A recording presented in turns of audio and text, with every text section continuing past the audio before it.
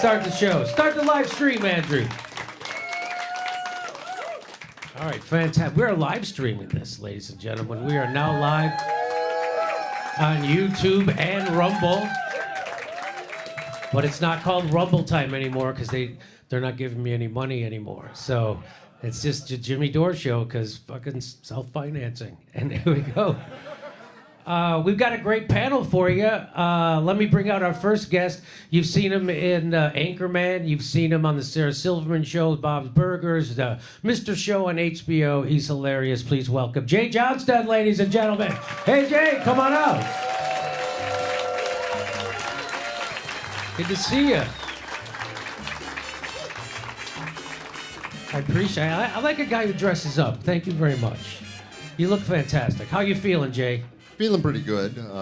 I did want to sit a little further from you, but this is going to do fine. Okay. Nice to see you. Good to see you.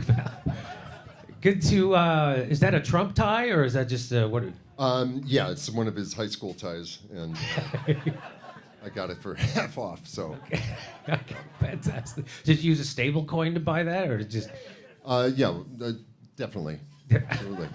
I don't even know what the fuck that is, but I know it's a thing. Yeah, well, it is something, I'm sure. It is something. All right, please welcome our next guest. You've seen her on Comics Unleashed. You've seen her heard her on Sirius Radio. She's a writer for the show. Please welcome Bernadette Pauly.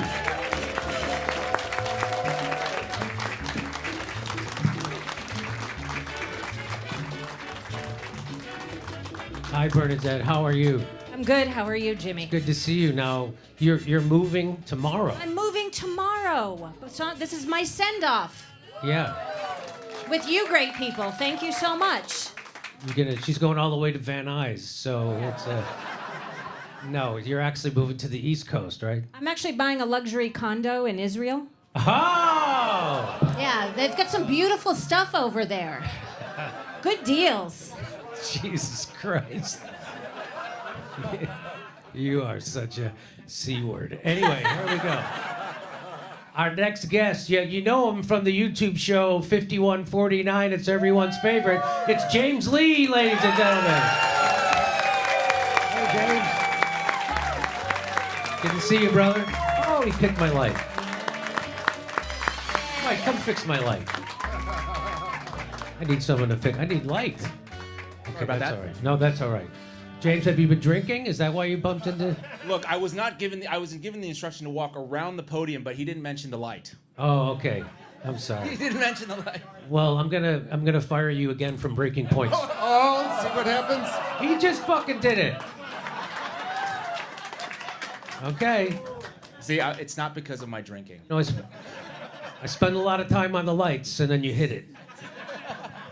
I spend a lot of time. I spend a lot of time in my hair, and I spend a lot of time on lights, and then you hit it. Is that I've been it? I've been in theater for many years, and a little trick: look down once in a while. Yeah, that is a trick. Yeah. Works Well, for me. thank you for telling me after I've walked out. Well, now it'll stick. So yeah. Yeah, I've been in theater a long time. Why don't you give people tips before they go on stage? You know what I'm gonna do? Yeah. Well, okay, that was my next tip. Yeah. Okay. All right, now come to the stage. You know her, you love her. It's the miserable liberal. Let's hear it for Steph Zamorano.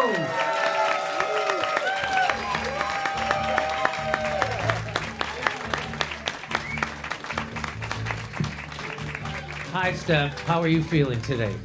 Well, you know, Jimmy, I woke up this morning and I got off a boat and I swam to an island that I don't think had anybody on it except maybe a few indigenous folks, and I think they call it the island of Catalina. But I call it mine. All mine. Oh, you claimed it like it's in Albania, right? I got what you're doing. I can't. Oh, nice job. All right.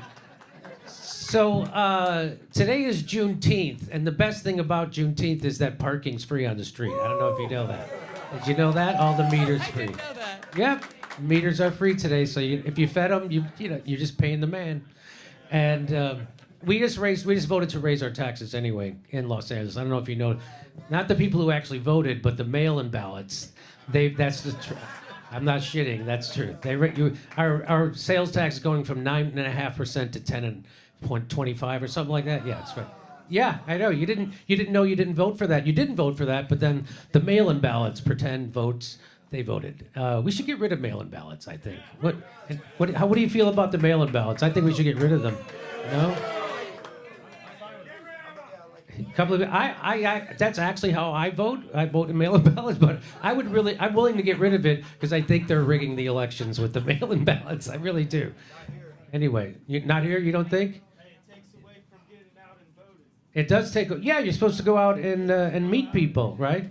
It's like a No Kings protest. It doesn't really matter, like voting or a No Kings protest. There's nothing that doesn't matter, but it's fun to go see people.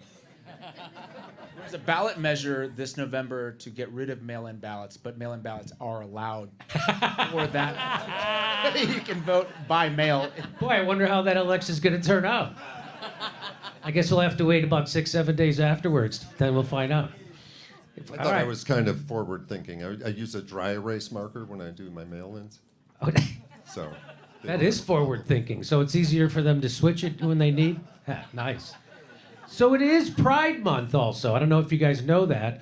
Yeah, Pride Month, sure. And I don't know if gay people know, they've already won. They are the victors. They are not victims anymore. And so you guys could fucking relax. It's no... Have you been to the West Hollywood Pride Parade? Boy, I haven't seen that many assless chaps since... It's unbelievable. Have you been to the West? It's like they got the guys with the dildos, guys with the leather masks and the chains being walked, and the trans flashing the titties, and the assless chap. I know why they call it the Pride Parade, because they can't call it the Dignity Parade. Anyway, here we go. Come on. I know. I love my gay brothers. Sometimes a little too much. Anyway, But speaking of that, so this is a lady from Canada, eh? And in honor of Pride Month, I wanted to play this clip for you because she's upset that they're cutting money for the marginalized gay group, which they're not marginalized anymore. I hate to tell you again, you guys are the victors. You've won. I'd rather be gay in Hollywood than a straight white male, that's for sure. Huh? Come on, we know that fucking. Oh, if I could be a Hispanic gay, that'd be amazing. Anyway, but she's got some grievances, and I just want to let you know the LGBTQ is adding some more people, and she's going to let you know who. When the budget was released, I was shocked to find out that Prime Minister Carney is cutting $7 billion between Indigenous Services Canada and Crown Indigenous Relations. They provided $0 to deal with the ongoing genocide of MMIW G2S LGBTQIA+. Okay.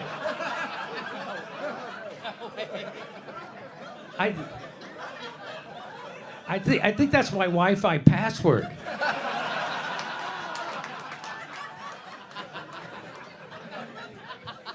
She's not. You want to hear it again? It's a lot. When the budget was released, I was shocked to find out that Prime Minister Carney is cutting $7 billion between Indigenous Services Canada and Crown Indigenous Relations. They provided $0 to deal with the ongoing genocide of MMIW G2S LGBTQIA+. Two Q's. I think that's the VIN number on my Prius. How do you spell that? I'd like to go to one of their rallies just to see how they work that into a chant. That'd be fucking. MMIW2S. First of, that's supposed to be in. What do they call anachronisms? Is that what it is? Acronym? What? Acronyms. That's it. Acronyms. I'm so stupid. Acronyms, but acronyms are supposed to actually be words that you can pronounce. That's not a. There's a number in there. There's two.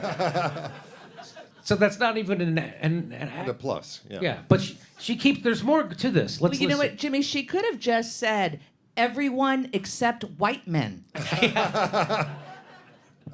And what is the genocide of? I don't know what. I don't know. Was that just a string of codes that it sounds like just a string of code? Is that Elon Musk's new kid's name? Is that what that is? Okay, let's listen. She's got a problem. This is abhorrent. It's abhorrent. This is callous. This is callous because the very Liberal government that has stripped organizations of life-sustaining funding has now committed $13 billion. $13 billion on military spending. Who is paying for it? Indigenous women across this country, Indigenous women, girls to us, LGBTQIA+, are not. There's two Qs. How do you do that? There can never be too many.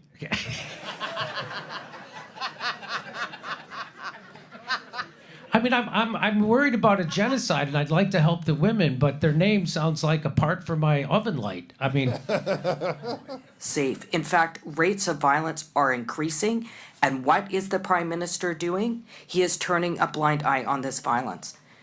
You know, the Prime Minister talks a lot about projects of national interest. What is in the national interest are the lives, safety, security, and dignity, not in the national interest of Indigenous women and girls to us LGBTQIA+. she's not stopping. My favorite part is actually the plus sign. Because, so there's more types of women that are being killed, but not important enough to actually give them a letter. It's just, that's what makes me sad. It makes me want to give them money. That's what it does. Okay. You know what, Jimmy? Every time she does that, she does it with a straight face. Yes. Oh! Or was it? Nice.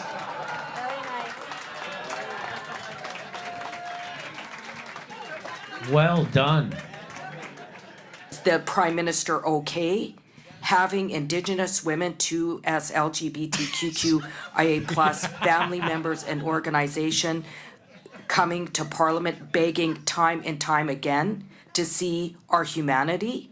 Is he okay with that? Well, clearly, with his behavior the other day, laughing at a woman from Grassy Narrows who is suffering from mercury poisoning, having to beg for an apology, is an example of how this Prime Minister has turned his back on Indigenous peoples, particularly Indigenous women and girls to us LGBTQIA+. And what does that look like? Okay. All right. So Canada's cutting their food budget and they're giving it to missiles. That's just their way of saying they'd like to be the 51st state. That's all.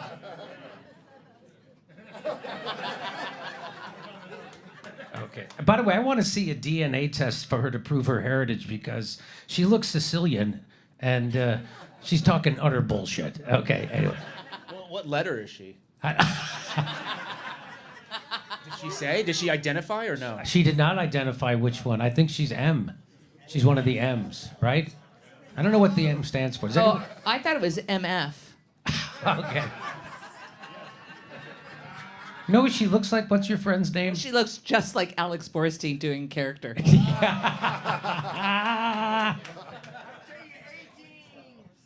What's that? I tell you 18. 18? Okay. Everything. Everything. Oh, okay, I got you. All right. Comedy's harder than it looks.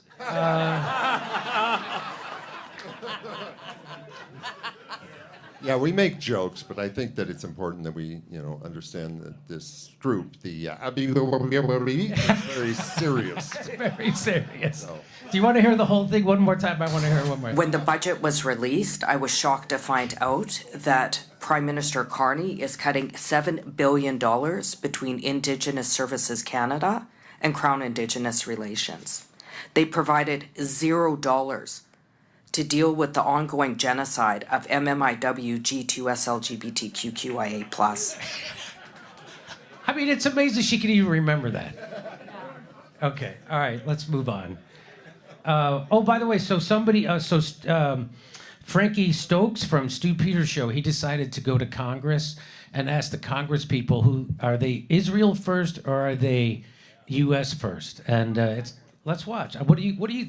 First of all, he says that these are the traitors who get to vote on the 2027 NDAA and will undoubtedly vote to hand this country's military data and soil over to Israel. And I'm not for, I tell you what, I don't think it's right to dox politicians by naming them and how they voted. That's stochastic terrorism.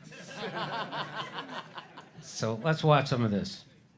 Congressman, my name's Frankie Stocks. I'm a reporter with the Stu Peters Network. I would just love to ask you a quick question. I'm trying to ask every representative I can. Go for it, Frankie. That is, do you care more about the American people or Israel as a member of Congress?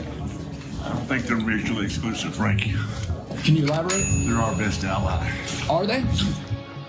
Who do you care about more, the United States or Israel? United States or Israel, sir? No answer? Should we put you down for Israel?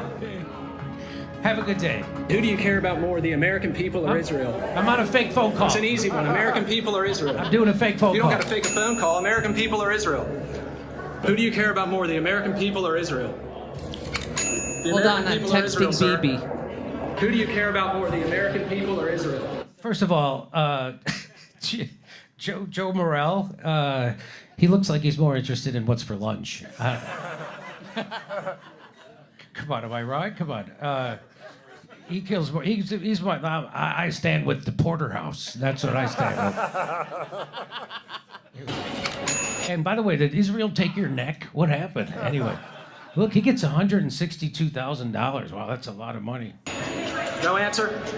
I think that Israel is one of our strongest allies in a part of the world where people are trying to arm us, and I think they need our support. So should the U.S. continue funding Israel? Despite their links to the 9/11, or their attack on the USS... 14 grand, what a cheap whore.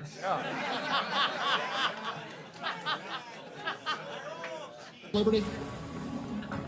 Who do you care about more, the United States or Israel? You know what? That's kind of an odd question to ask. Well, it's a question the American people have been asking a lot because they're starting to wake up to how much AIPAC money's flowing into the coffers of Congress. Well, Come on, Dore, work. if you watch what I've done over the years since I've been here, the question about do we have some strong support for Israel, I think it's...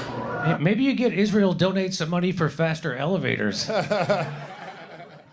would be hard to find somebody who's more positive about it than I have. So I'm amazed sometimes at where they And how long these goddamn elevators take for shit. are, how they think. It's like, this is so against everything I've heard with the people who raised me, everyone accepted. So. Well, we have American citizens who are about to freeze to death in Western North Carolina, and we're sending millions to Israel. No, that's not a comparison.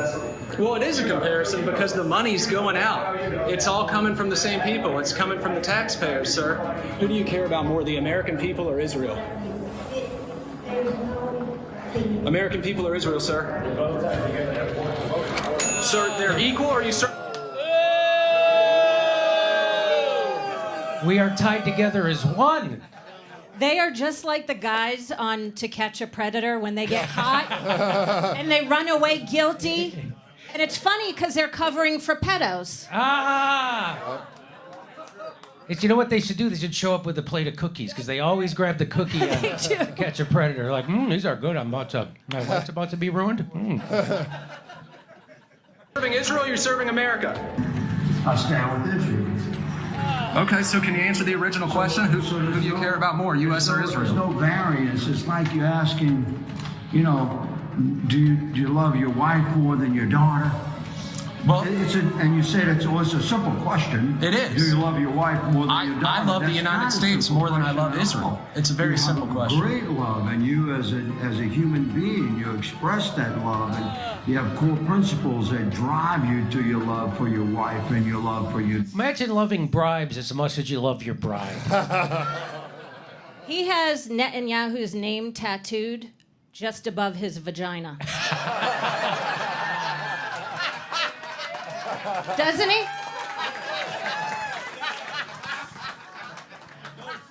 daughter. It's two different loves. It's two different loves. It's two different loves, like for your wife and for your daughter. It's like, oh, honey, you know the way the moonlight hits your eyes, it makes you prettier than APAC. But neither of them is greater than the other. You understand? Who's the priority when you're casting a vote in Congress, America or Israel? Well, it's a very simple question. You're not answering it, Representative.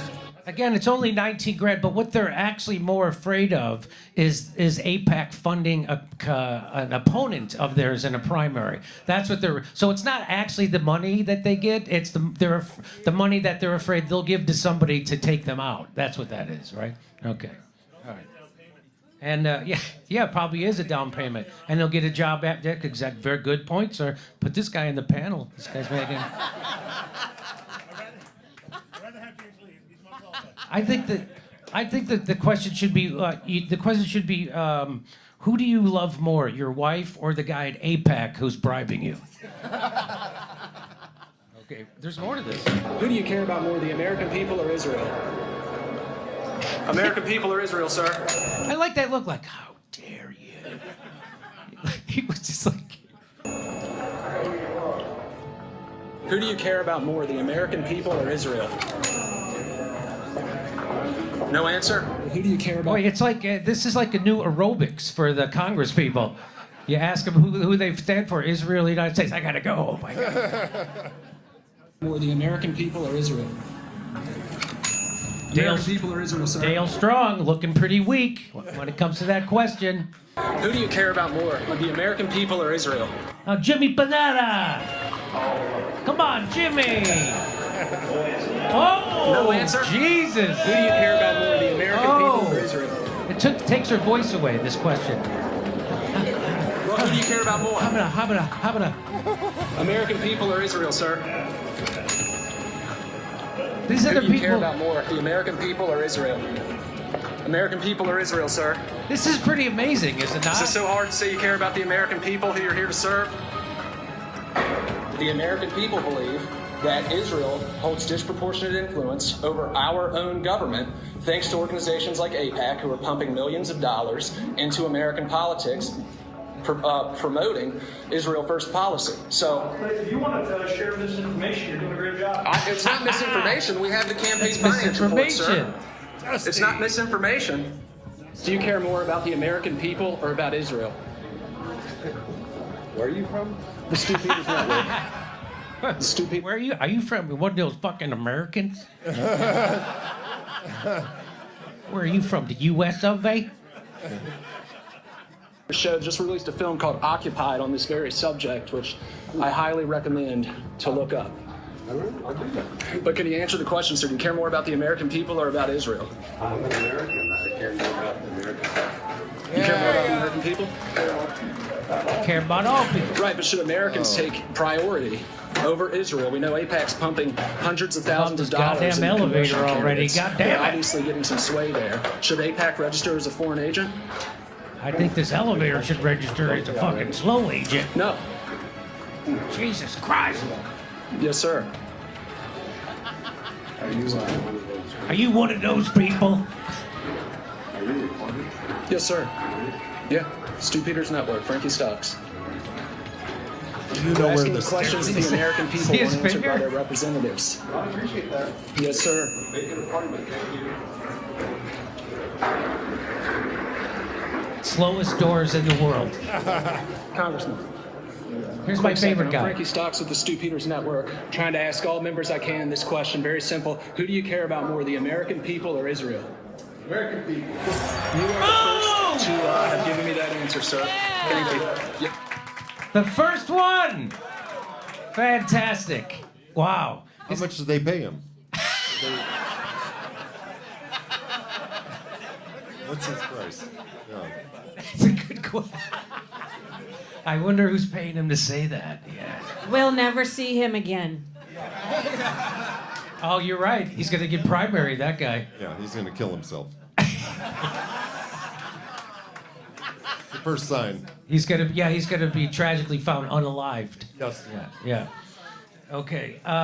So Donald Trump, when the war started and they did that fake mission to get that fake down pilot, which was all fake, and but he said something funny. He pretends like he never heard sayings before. Listen to what he says.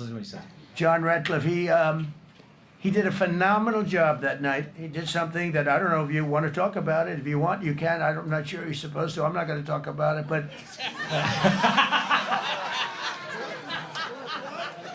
I don't know if he wants to talk about it. I'm not going to talk about it, but I'll talk about it a little bit. I mean, a little. I'll talk about it right now a little bit. I'm going to talk about it probably the least amount anybody's ever talked about it. People are just phenomenally a little bit amount I'm going to talk about it. The CIA was very responsible for finding this little speck. It's like they used an expression on one of the shows. On one of the shows, they use an expression. I wonder what that expression is. I wonder what one of the shows is. Well, let's see. What is the expression they used? You ready? General was talking about, it's like finding a needle in a haystack, finding this pilot. Whoa! Where did he pull that? I never heard that before. It's a farmer's axiom, I think. Oh, wow. I mean, that's a good axiom. Finding a needle, and if you use that, you could take that to the bank. And when he says one of the shows, I think he's referring to the new show on Fox called Needle in a Haystack. Followed by, you can take that to the bank on Thursdays at 8 a.m. You know, Jimmy, he was going to say it takes 2 birds and 1 stone and 80 drones. Oh. Ironically, this clip is like watching a hayseed at a podium. How about that? Come on, Jimmy, why are you making fun of hayseeds? I just wish I was there so I could ask a question. I always wonder, what kind of question I would ask, and I'd be like, Mr. President, Jimmy Dore from the Jimmy Dore Show, did you really suck Larry Loomer's dick?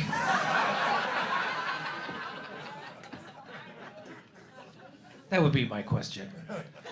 So I don't know if you saw this also. This is funny Trump. This is just the light, funny Trump. And so if you want to see, this is Iran, right? And there's the Persian Gulf. And there's Qatar, right? Or do you say Qatar? Yeah, everyone says it different. And nobody says it more different than Donald Trump. But keep in mind, here it is, there's the Persian Gulf, and there's Iran. And let's just remember. Any money in Iran.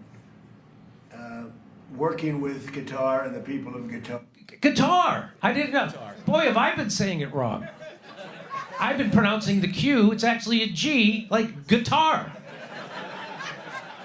The people from banjo and the people from guitar. Guitar, he says guitar, you think I'm kidding? Listen to it again. Money in Iran.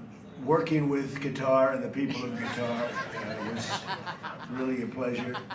They were tough, they were strong, they are the closest to Iran physically, so he says Qatar is the closest to Iran physically, and then he says... With other countries, I noticed I had to travel about 45 minutes to get there. With you could walk right across the border. You can walk right across the border, he says. You can if you're Jesus. Right over. Well, I have a guestion. My guestion is... I forgot it. I don't know. A guestion. That's what I'm going to call him from now on. A guestion. And okay, I think. By the way, and you look at the guy next to him, like, are you? What's his? Well, he turns out is he really saying this? Let's see. Any money in Iran. Oh, here we go. Working with Qatar and the people of Qatar was. It's a really Spanish guitar, 7 strings. They were tough, they were strong. They are the closest to Iran physically. So with other countries, I noticed I had to travel about 45 minutes to get there. With you could walk right across the border. So you were in a more dangerous position. Look at this guy. Any money in Iran. He's like, dude, I should have taken a Xanax before this. The people on guitar was really a pleasure. Yeah, he just looks out like, is anybody else seeing this? Let's see the map again. Are you sure you cannot do this? Look. You can walk across, you just have to walk on the seabed. Well, I mean, the scale, we don't know what the scale looks like. Yeah. Walk across all the boats that are stuck there, I think, because they could line them up and you could probably walk across all the ships that are still there. Does anybody brief Trump on what he's about to say when he says, hey, just so you know, you can't walk from guitar to right? It's like, They just avoid him like the drunk uncle at Thanksgiving. They're like, I'm not going to tell him, you tell him. yeah. Hiroshima was more prepared than Trump for this. Anyway, Hiroshima. More prepared. I don't know if you get that, but anyway. So, Donald Trump, a lot of people voted for him because he was anti-war. And I'm sure a lot of people here thought he was anti-war. I thought he was going to be anti-war because he was the only president who didn't start a war in his first term in my lifetime. Every other president did start a war. So We're going to stop wars. No more wars, no more disruptions. We will have prosperity and we will have peace. Under Trump, we will have no more wars, no more disruptions, and we will have prosperity and peace for all. I am the candidate of peace. I am peace. We will turn the page forever. One of those foolish, stupid days of never-ending wars. They never ended. You insisted no new wars. So he said no wars, and then here we go. What changed? Because you insisted no new wars. First of all, I didn't guarantee no war.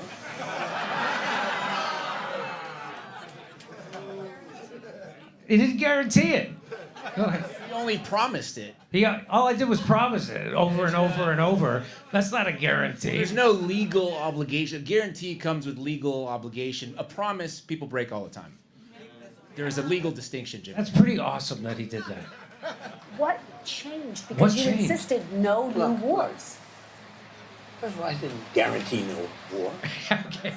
What changed actually, well, I think he bought 10,000 shares of Palantir. I think that's what changed. Yeah. Is that what changed? You got a Venmo from Adelson. Okay. Let's move on. Oh, by the way, The so audience sad. That did make the audience sad. I know. Sorry. This is a Cash App crowd, am I right? It happens. So here's, let me see. Here's my favorite girl boss, Erica Kirkin. She's going to tell you how bad it is to be a girl boss, even though she's now this is before she was CEO of one of the most powerful, if not the most powerful political action committees in the friggin' country, Turning Point. It's that they were saying it's more powerful than the RNC before Charlie got killed. So now she's the CEO of it. But guess what she used to say before? It's kind of interesting. You know what, Jimmy? The boss babe? Yes. It looks like Barbie puked on this. Hey, Grok, show me a picture of an annoying opportunist. Okay. She's a widow, Jimmy. Widow! She's a widow! Okay, He's a widow full of shit, I'll tell you that much. Okay, here we go. Ready? Culture is so unbelievable. Hey. The boss babe culture is so unbelievably toxic. Toxic. Absolutely toxic. How dare and you if you're work. a Christian, it is completely antithetical to the gospel. And if you're not a Christian, it's just as toxic for your lifestyle. But what I'm saying is people try to attach the boss babe label to a positive work mode mindset that tricks you into thinking that you're actually building something, and you're not. You're actually doing the opposite. You're falling into alignment with the secular world's agenda to distract you from what you should be building as a female. People saying I'm not fit to be CEO. She went from Barbie to G.I. Joe in 15 seconds. She identifies differently now. I think that's double Q. Listening to Erica Kurt talk about toxic traits, it's about as good as taking fashion advice from John Fetterman. Am I right? I mean, it is toxic, though, to be a babe boss. It is toxic. I mean, I heard one time this babe boss helped kill her husband, and... Allegedly. on behalf of Israel, for the world. Yeah, okay. But so what's great about Erica is how often you can catch her in lies, right? And that's a perfect example. To be a girl boss or a babe boss, that's toxic unless she's doing it. And here she's going to tell you what people always ask her. Of, well, you know, you were a stay-at-home mom and all this stuff. Like, that's what you should go back to doing, or something like that. No, not something like that. Exactly like that. People are saying you should go back to being a mom or something, or, you know, the shit that I used to say all the time until now. Apparently bimbo culture is alive. But anyway, here we go. A lot of people don't realize that before I met Charlie, I had my own company, and I still do. And it was one of those things where I built it in a way where that when I got married and had children, it could run on its own. I didn't have to do day-to-day. I could check in, but I didn't have to do day-to-day. And that's the beautiful thing is, like, young women in here, if you do create a company or a business, you're an entrepreneur, build it in a way that it sustains itself so that when you do find your husband and you have children, family, that's your main focus. So, like, if you're an entrepreneur woman here and you want to start a business, start a lady business. You can't start a man business because men have to be away from the house. A lady business is when you get to, it runs itself. Well, I don't know why my husband also doesn't do that, but fuck it. I'll do it. You know, when she says lady business, I think she means OnlyFans. You have to actually work, okay? That's not, you can't just, it's not going to run by itself. You need some boobs. She might be too annoying on OnlyFans. They might not even watch. I don't want to speak ill of the dead, but I do think Charlie was thinking with his dick. So she's saying she had a business, and if you're going to start one as a lady, you should start a lady business so you don't have to go and work at it. Okay, like a lady. And have your calling on the side of your company. You have your but calling. your main focus is your husband That's and right. your children. That's your main and there's focus. something beautiful in that. Unfortunately, I did not see my life being like this. I didn't. So when people are like, oh, she's now this role, I'm honoring what the Lord has put in front of me, and I'm also honoring my husband's request. Oh! And now I have to be the sole provider for my children.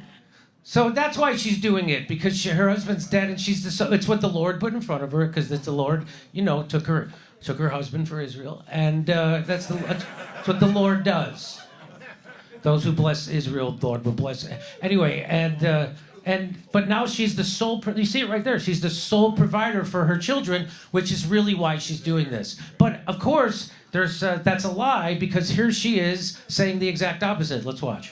My husband, as tradition, would donate his entire paycheck back into the organization. I am following suit. It is my honor and deepest pleasure Fake cry, fake cry, fake cry, fake cry. to pledge my entire paycheck back into this organization. That's the part. That's the part she's crying about. I'm gonna pledge my entire paycheck back to this organization. The whole thing. But I thought it was because you were the sole provider for your family, and now you're donating it up. So again, every time she opens her mouth, she's lying, and that's what a psyop is. She doesn't really have a real personality or a point of view on anything. Whatever it is, she'll just say it, and that's why you can catch her so easily lying a million times. Like when she said she didn't date anybody for 5 years before Charlie. Of course, she's on a fucking TV show dating people. She said she didn't drink. She's on the TV show drinking, the whole goddamn thing. So, and it's one lie after another lie. She said that she didn't ever want to be, she only did the beauty queen thing once. And of course, she was in like 5 of them. And so that's what she's, again, as I've said before, what kind of 17-year-old girl goes to Romania to work with sex trafficked children?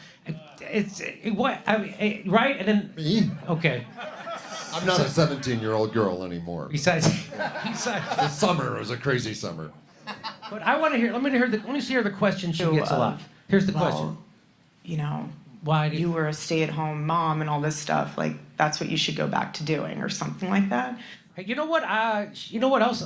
She gets a lot of questions like, "Hey, how come you're the opposite of all the things your whole life is supposed to be about?" You ever think? Why? Hey, there's another one. Where the hell are your kids? That's do you even have custody of them? Because I don't think they realize that now Charlie is out of the way. I mean, something Bible. Okay, so she's but by the way, this is her signature. Have you guys seen this? That's her signature. It's like...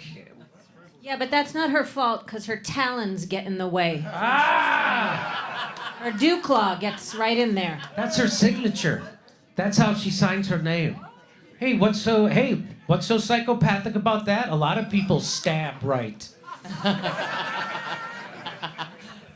I think she was imagining that piece of paper was Candace Owens. I think that's what... Well, I mean, come on, a lot of people's handwriting looks like it's in a dead Sumerian demon summoning language, doesn't it?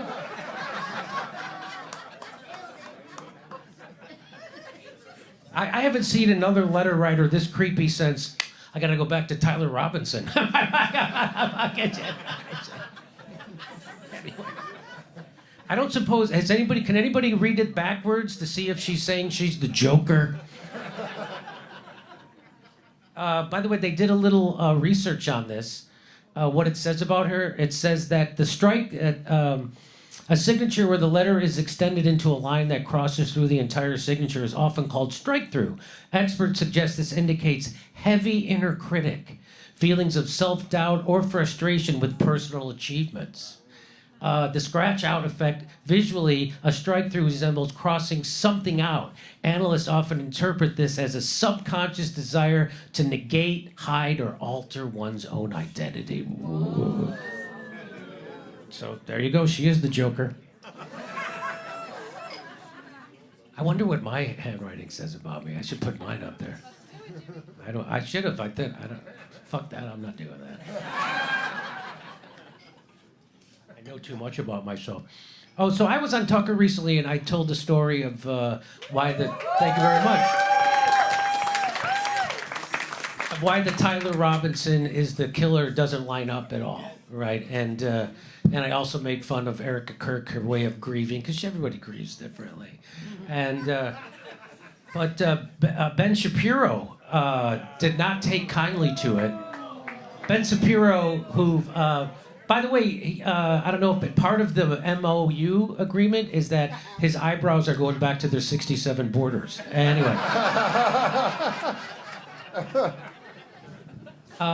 But everybody knows that Charlie couldn't stand Ben Shapiro, and Ben Shapiro was always trying to tear down Charlie because he was jealous. Everybody knows this, right? And so now after he's dead, he's pretending like he's his best friend. But here he is trying. Let's watch this. Let's see. He's very upset at me and Tucker, but mostly Tucker, letting me say all that stuff I said on Tucker's show. Let's watch. And Jimmy Dore then just jumped into a 9.5-minute monologue about how Charlie was killed by a wide variety of conspiratorial forces. This comedian Jimmy Dore. Here he was, and you can hear Tucker Carlson laugh at the end, loving every second of it. Takes the gun apart, leaves the screwdriver there, puts it under a towel, Spider-Man's his way off the top of a building, runs across campus with the gun apparently under a towel. Nobody sees this. He runs into the woods, puts the gun back together again without the screwdriver. He's a regular MacGyver, this guy. And then he hides the gun in the backyard of a house owned by Palantir. And if you think anything else besides that, you're a crazy Jew-hating conspiracy nut.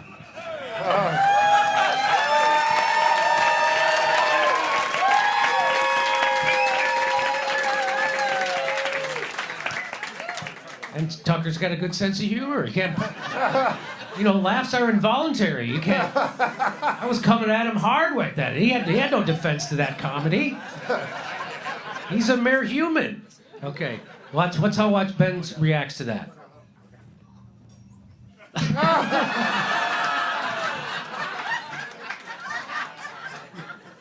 Ben, have you been taking improv classes?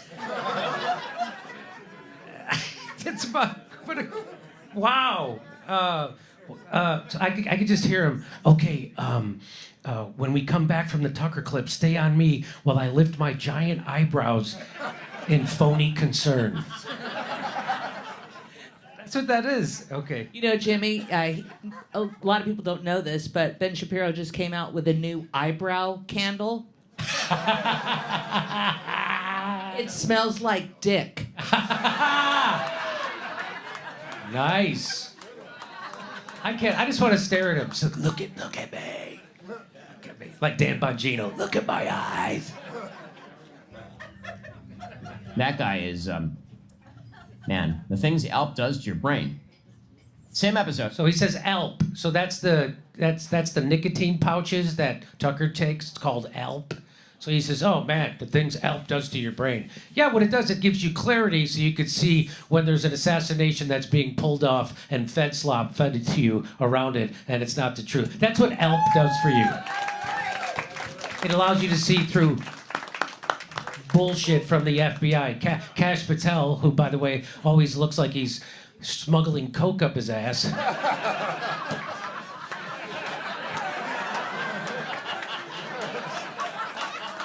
We got him.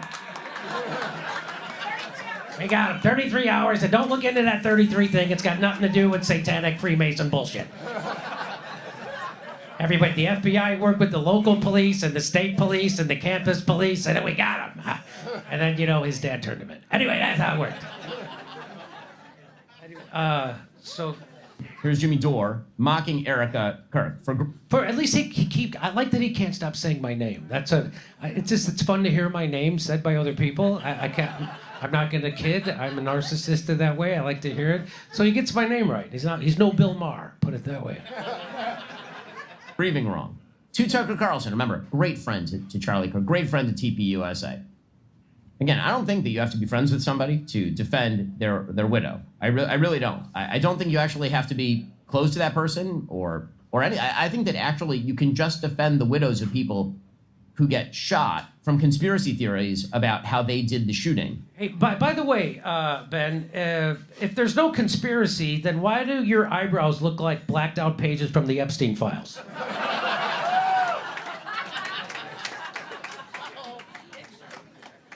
Get it? His face is redacted. Okay. But if you are going to pretend to be close to that organization, then this is how to do it wrong. So, but just the irony of Ben Shapiro, again, who hated Charlie Kirk. Charlie Kirk hated him. Everyone knows they hated each other. Candace Owens has revealed the text messages saying so. And then for him to now try to shame Tucker, his profession now is to be a scold, a conservative scold, telling people how they're supposed to behave and who they're supposed to like and not like. It's just, here he goes. He's going to throw it to Tucker. This is obviously a setup, and you're not allowed to ask questions about it. And if you are, you are attacking a grieving widow. And that's, again, when did Jackie O ever say, quit looking into who killed my husband? Never. That's not what happens. And that's not how you grieve, by the way. I remember when my dad died, my mom immediately bought a gold sequin pants outfit, started carrying sparklers around and selling T-shirts. And my friends were like, Jimmy, what's with your mom? I'm like, she's grieving.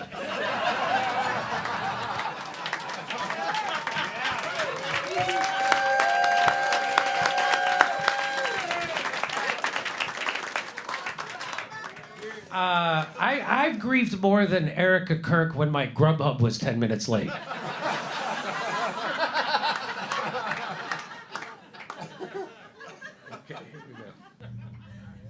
Wait, Jimmy, you missed. You cut off a little bit of the edge here. This is actually an advertisement. This whole video for Ben Shapiro is an ad. Did you know that they're paying?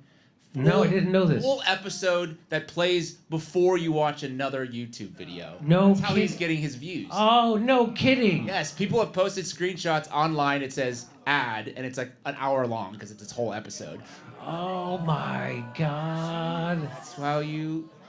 Oh my God. And he he sells that to the advertiser and said, oh, look, I'm getting 300,000 views per episode. Oh. Yeah. So the only thing I don't like about getting attacked by Ben Shapiro is that nobody sees it anymore.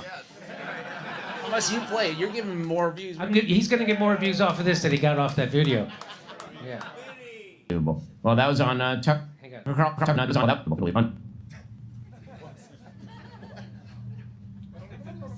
Unbelievable. Well, that was on Tucker Carlson's show. Unbelievable? That's what everybody's saying about Erica. Okay. That was on Tucker Carlson's show. That show that gets over 50 million views every time. You in that show? Well, some people need to do a better job of identifying who at least the people who hate them are. But by the way, if there's a shortcut to proving a conspiracy theory to be real, I think it's Ben Shapiro saying it's fake. I think that's how you could confirm it's real, right? He's the pan of water being thrown on a grease fire. That's what Ben Shapiro is. All right, nobody likes that joke. If Ben Shapiro, heck, I got some more jokes I got to get through. If you're looking up grieving in the dictionary, it doesn't say see pyrotechnics, okay? If Ben Shapiro was your defense attorney, I'd say get your affairs in order because he's going to get you the death penalty for a parking violation. I know, these could be stronger. Thank you very much. I appreciate it. I don't know if you noticed, Jimmy, but in all three of these images of Ben Shapiro's eyebrows, it's like somebody's like directing him. Like on this one, they go, look a little sincere. What? Now I want you to look a little demonic. And now I want you to look really demonic. It's like he's doing Groucho here. It's Groucho, demon, and concerned. That's what that is. Wow, he is a piece of... Anyway, so speaking of Charlie Kirk, Tucker Carlson came out and said this just the other day about Charlie Kirk's murder. Charlie Kirk was murdered. Yeah. And he was not murdered for his opinions on transgenderism, obviously. He was, I believe, and most people who knew him well, as I did, and was friends with him as I was, believe he was most likely murdered for his evolving views on Israel. Okay, I think we can all agree on that, can we? Can we all agree on that? You're not allowed to take their money and then not do what they say. It's just like the mob. You can't take their money, and then you can't turn down their money after you take their money, and then do what you want. And so he's convinced that it was for Israel. I'm convinced. Everyone here is convinced. We all see that. Because that's what Israel does. But guess what? Blake Neff tweeted this out, and he says, actually, those of us who knew Charlie best, a group that doesn't include Tucker, do think that Tyler Robinson did it and was motivated by transgender radicalism. So, well, unfortunately for Blake Neff, who, by the way, is the creepiest creepo pedo-looking mother effer, do you know he got kicked off? He used to be writing for Tucker's show, and then he got kicked off because he was stalking this Asian woman in college. Did you know that? Yes. That's why they had to get rid of him, because he's such a creepo, pedo type guy. Yes, you know. I mean, you know that's what he. Anyway, so unfortunately for him, we have a video from the show with Blake Neff, with Andrew Colvett and Tucker Carlson. So now let's remember, he says, those of us who knew Charlie best, a group that doesn't include Tucker. Okay, so Tucker didn't know Charlie well. That's what, according to what Blake Neff is saying right now. But let's listen to what they said before. I really want people to understand, Tucker, you and Charlie had such a unique and special bond and relationship. It was Oh shit, we got caught fucking lying again. These guys are the worst liars in the world, and it's so easy to catch them because it's hard to keep track of lies. You don't have to keep track of the truth, you have to keep track of lies, and that's why these guys keep stepping on their dick before they get out of bed every day, because they're the biggest bunch of fucking liars in the world, and they were definitely in on the cover-up of Charlie Kirk's assassination, if not in on the assassination. And that's my opinion. What a this guy and they're still doing the Charlie Kirk show. That's not the Charlie Kirk show. It's the two dicks who were in on covering up Charlie Kirk's assassination show. I guess that doesn't have a ring to it, huh? Let's listen really again. Want people to understand, I Tucker. really want people to understand. He really wants people to understand. You and Charlie had such a unique and special bond and relationship. It was a deep friendship, and you both had each other's back in Well, an he had incredible my way. back. You had his back Holy too. I know smokes. those Oh, stories. you guys were back buddies. Let's be. Don't nobody drop the soap in that relationship. Am I right? Anybody else have anything you want to say about the Charlie Kirk assassination? Anything? Go ahead. Take it wherever you want. Steph, no, you got nothing. That's it. Is that the? Go ahead, James. You know this, right? Because 2 days before Charlie Kirk was assassinated, the person who runs this show registered to be a foreign agent in Israel. With Israel. Yeah. Yeah. What's that guy's name? Brad Pascal? Brad Parscale. Yeah. So he's a legit registered foreign agent. FARA Act. So you know he's legit. So it's legit. And all those guys who are pushing this bullshit story, the FBI, Kash Patel, it was Tyler Robinson who did it for his trans lover bullshit. It's a first a 30-06 bullet. That 30-06 bullet's as big as this fucking microphone. It wouldn't leave a pinhole. And by the and did you know what they did? They would leave a drive-through window in the back of his neck, you know. And what's the drive-through window for? What's your order? I'd like to order a fake shooting. That's what Kash Patel is. Dairy Queen, yeah. Yeah, that's Kash Patel, baby. I'm just framing shooters and busting cooters. Am I right? You're not talking about his girlfriend, are you? You mean the country music sensation? Yeah. My question: which country?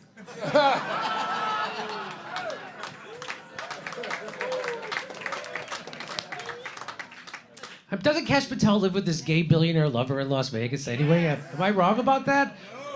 Nothing wrong with that, but I'm pretty sure. It's Pride Month, so there is really. It is Pride Month. He should be proud of it. It's what every FBI director does. It is.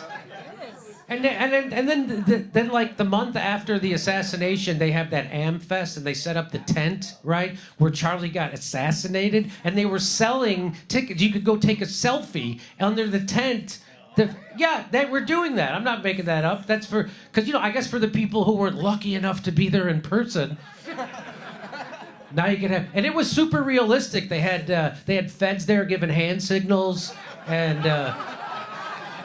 there was no blood anywhere. And then they paved over it 2 days later, so it was super realistic.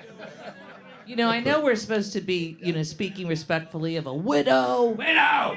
But is it me? But does Pam Bondi make Erica Kirk look like a good person? It's the other way. Erica Kirk makes Pam Bondi look like a good person. That's the joke. You fucked up your own joke. We'll be talking about this moment later. You don't want her to Erica Kirk you, so be careful. People ask me, like, how do Jimmy and I get along? And I'll tell him, hey, you better watch yourself, or I'm going to Erica Kirk you later. She has said that, and that's when I sleep in our kids' room and I leave my ring and my necklace in the bathroom. Then I bring a Catholic priest in to pray over us. So, moving on. Now, Bill Maher, I don't know if you know, he got mad at me and Joe Rogan because we pointed out that he didn't know what WEF, Klaus Schwab, or MK Ultra meant, and he's the guy who's supposed to be more informed than the regular guy because he hosts a show on HBO about current events, and he doesn't know anything about current events. If it's not in the New York Times, he doesn't know about it, right? It's like, I read the papers. I read the papers every day. Do you? No. Ha! That's what Bill Maher. That's his whole thing. He reads the paper. He doesn't realize the paper's bullshit because he's paid by the same people. That's why. But here he was on with Roseanne, and this will be stunning. Watch Roseanne school him on current events. Watch. No wonder I don't remember this. No shit, you blocked it out, MK Ultra.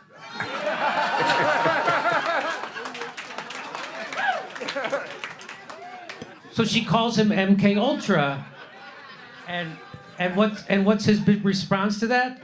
Who's that? Who's that? Basically, if it isn't related to hookers or dogs, Bill doesn't know what the fuck you're talking about. Okay. You know, Jimmy, one time I smoked a whole pack of MK Ultra.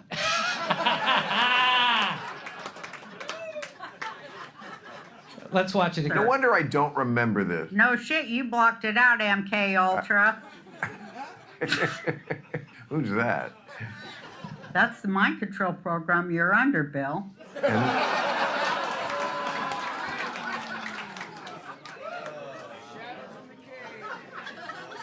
She's right about that. So what's his next thing? Watch this. K Ultra? Yeah. Isn't that a rapper? That's what he thinks. MK. He thought it was a person. MK Ultra. MK, the biggest mind control thing ever done by the CIA, which he thinks is over, by the way. Well, anyway, I bet you he is under it, which is why he probably can't talk about it, right? So what's this next thing? Here we go. Who's Klaus Schwab? Who's Klaus Schwab? You're kidding me. My sixth grade niece knows who Klaus Schwab is. She has nightmares about him being under the bed. She knows who Klaus. So this is real. The head of the WEF. What's that? What's that? No, he's not joking. You would think he'd have to be joking, right? You know, Jimmy, he has to act dumb about the WEF because that's who pays him. Whatever you do, don't invite Bill Maher to your party if it's BYOB, I guess. Holy shit. I don't know if he's MK Ultra because I don't think the CIA would waste their time using MK Ultra on Bill Maher, right? They would do it on more enlightened people like, Lee Harvey Oswald or Charlie Manson. More likable people. More likable. Okay, here we go.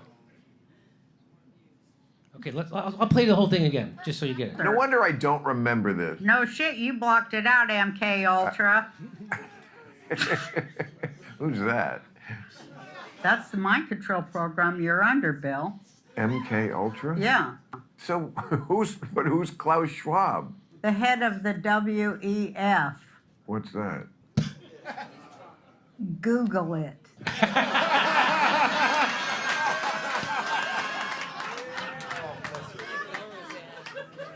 So I went on Joe Rogan, I think now it was probably 2 years ago, was the last time I was on, and we talked about this, about how he doesn't know anything.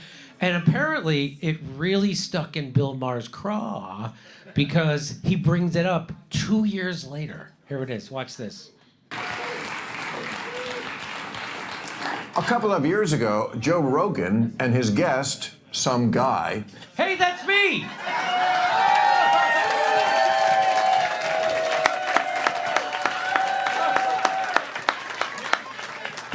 And believe me, he knows my name. And isn't that ironic that the one person he pretends to not know is the person he knows? All the other people, he doesn't actually know their names. This one, he does know. Because 2 times ago when I did Joe Rogan, when he was still in Los Angeles, Bill Maher was the next guest.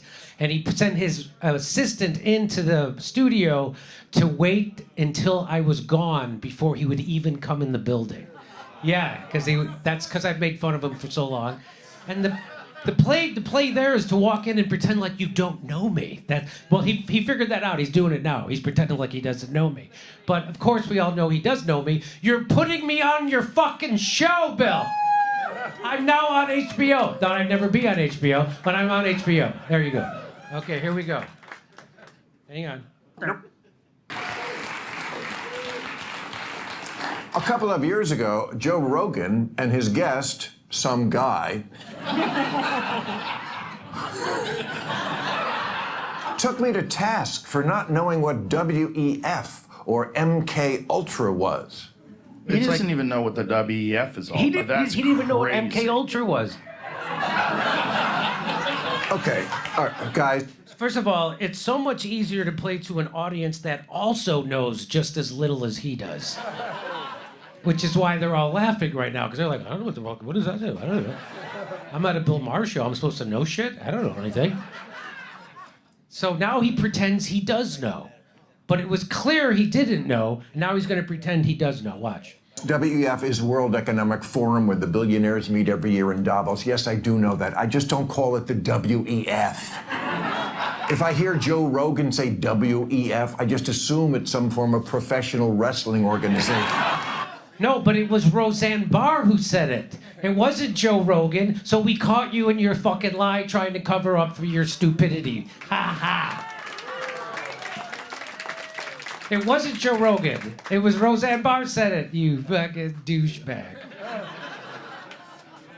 So, of course I know what it is. I just don't call it the thing that they call it. I don't call. Hey, what's Ford Motor Company? It's a car company in Detroit. Oh, I know what that is. I just don't call it that. I call it the shit's being gonna be fuck. What do you don't call it what it is? Okay.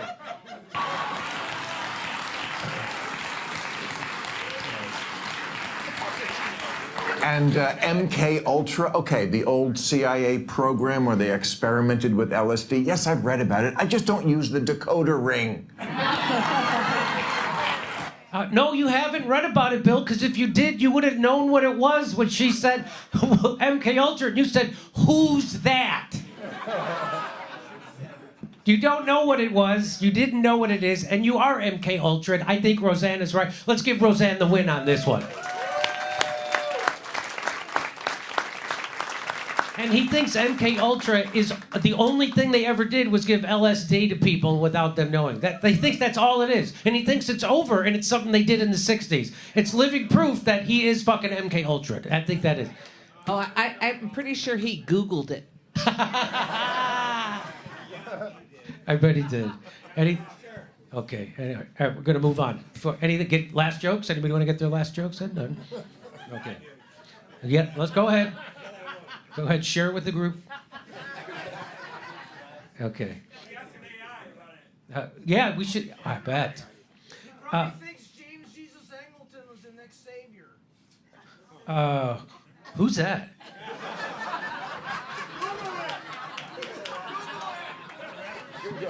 Of course, I know who that is. I just don't call him James Jesus Angleton. I call him some guy. Jimmy, you've just been MC hammered.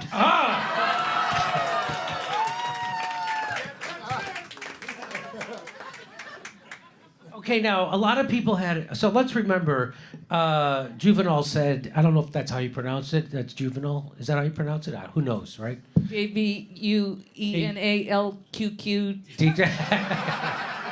plus 2. Give them bread and circuses and they will never revolt. So that's what they're giving us, just circus now. They're not giving us bread anymore. And so a lot of people give them bread. But a lot of people were upset that Trump had motocross at the, it says here, if I know comparing modern society to idiocracy is pretty played out. But man, and so you got...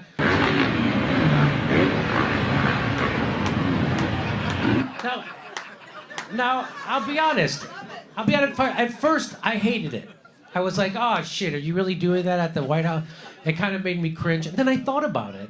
It's like, wait a minute, motocross is pretty fucking badass, right? It's they go like 5 stories in the air and they do backflips and shit. Let's see a drag queen do that. Anyway. And it takes a lot of mental focus. It takes a lot of every part of your body, physical.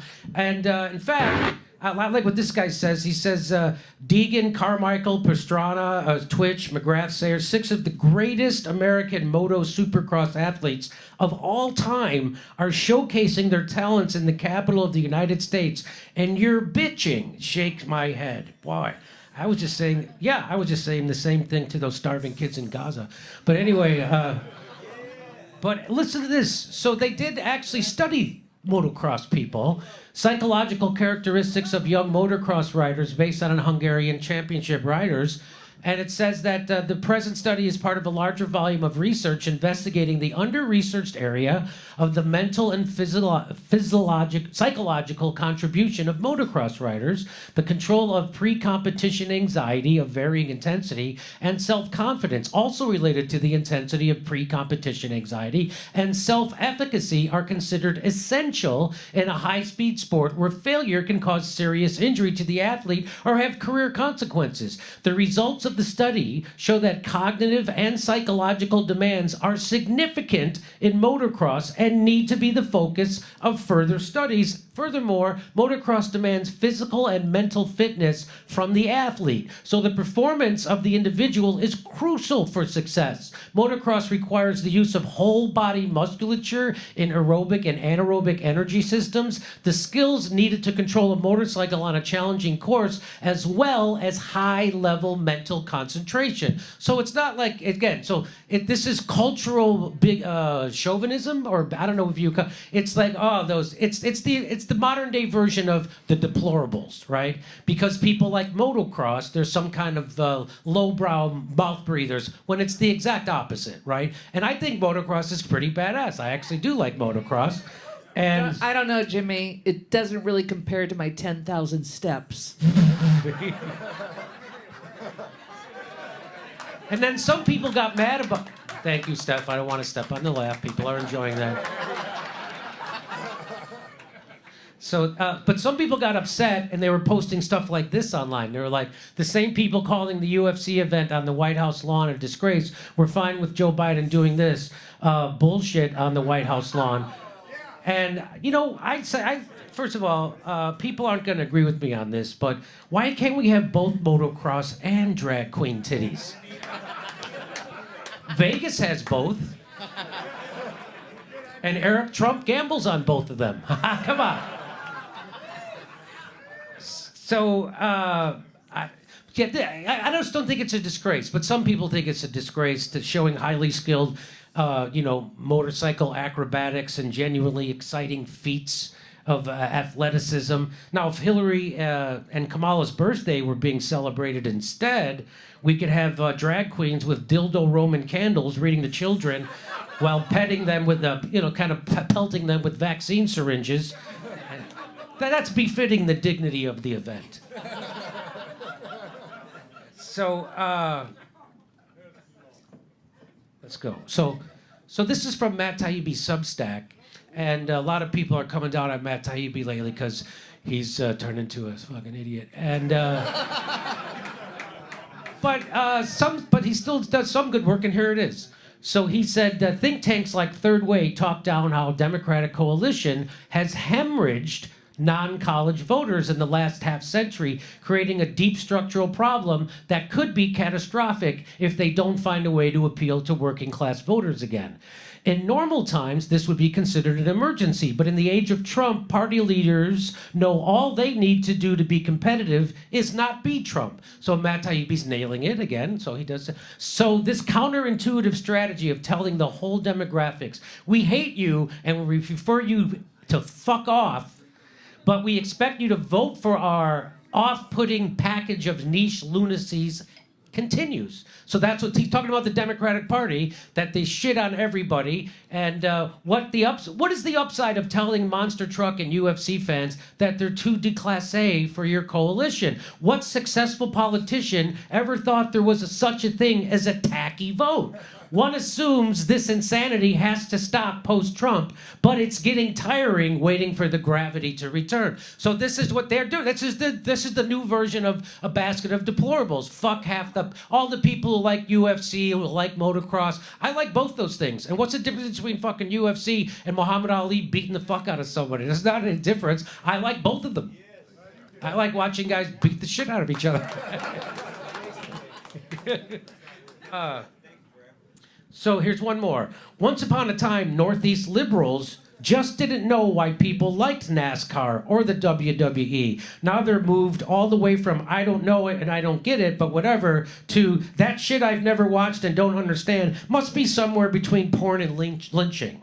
And why does he say that? Because this woman here is this Heather Cox Richardson. That's her. Watch She's your got. mouth. I know. Watch my mouth. She has the leading Substack and when it comes to history. Did you know that? Yeah. And so she's on with what the hell is that guy's name? Jim Acosta. Yeah, the Acosta Show. And he got famous because Trump yelled at him. And but so here's what and you talk about proving Matt Taibbi 100% correct. Let's listen to this.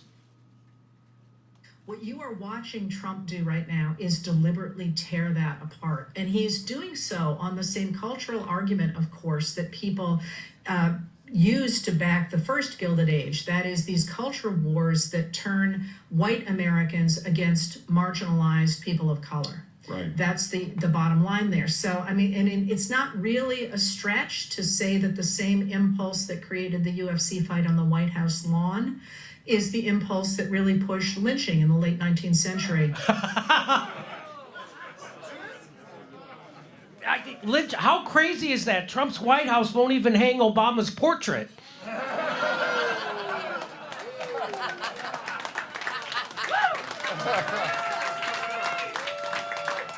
Thank you very much. You didn't think I could make lynching funny. I think that makes up for the shitty jokes I did about Ben Shapiro. Any reaction to that, James Lee? Any reaction to the Democrats doing it again? No. No. You know what it is? I think this is bread and circuses. But these are her bread and circuses. That's exactly right. Instead of punching up and saying, "What about the Epstein class that is throwing this ball to distract people?" She's distracted and punching left and right instead of up. These are her bread and circuses. Exactly right. Very well said, Bernie.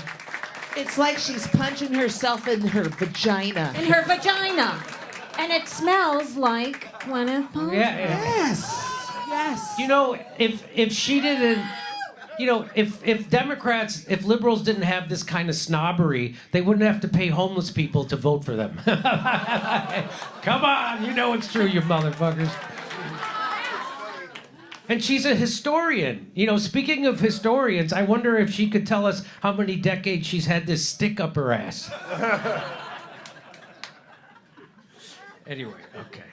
I just that was stunning to me. Now I found that out because I'm a subscriber to Matt Taibbi's Substack. It's pretty good. You guys should check it out.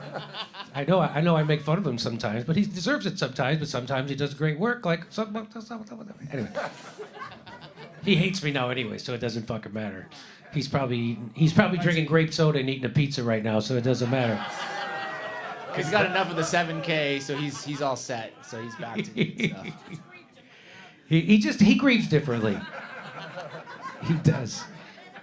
Speaking now, Gwyneth Paltrow was in the news. Now, she first made the news because she was selling jade eggs that you stick up your... All right, you know that.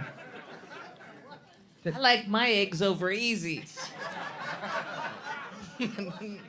Jesus Christ. Each one of those eggs were personally laid by Lindsey Graham after a long weekend.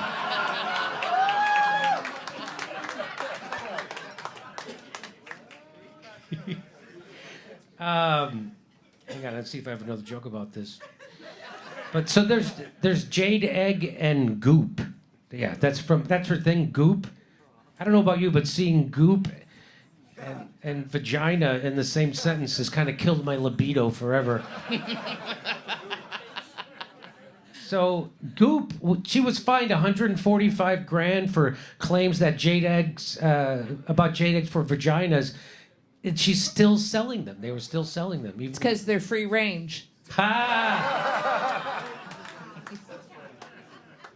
So, and then, you know, of course she did. She was selling this smells like my vagina. She was literally selling. I don't know. Were those candles hand dipped or what?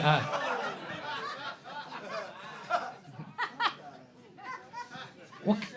Go ahead. Ah, he's doing wow. She's moved from her vagina period to her genocide period. Oh shit, the jokes never stop. So I like this one. This was the original ending of Seven. That's pretty funny. How about this is my favorite one? No thanks, I still have a do-it-yourself Gwyneth page. Oh, you know, Jimmy, this was the original tuna melt.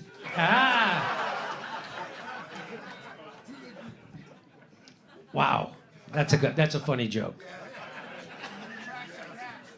But here she goes.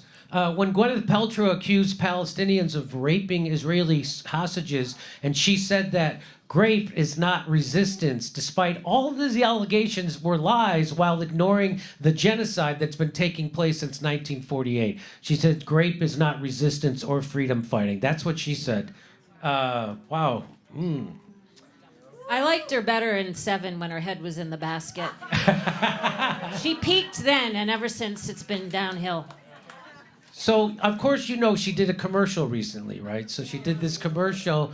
She promotes a $10 million penthouse in Herzliya, that's in Israel, while Gaza burns and Lebanon bleeds, while children are buried under rubble in Gaza, while Lebanese families flee Israeli airstrikes, while Gazans starve under total blockade. She is fronting an ad campaign for 51 Park, a luxury apartment complex in Herzliya, Israel. Let's watch a little bit of it, shall we?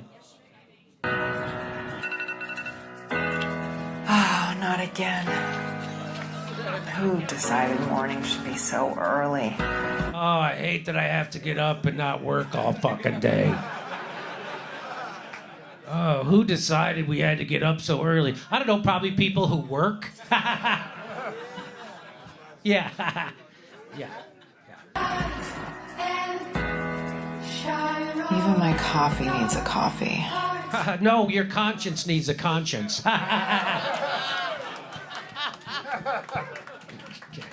Boy, you know, thousands of Gazans without electricity, you think the least you could do is give them a few of those candles.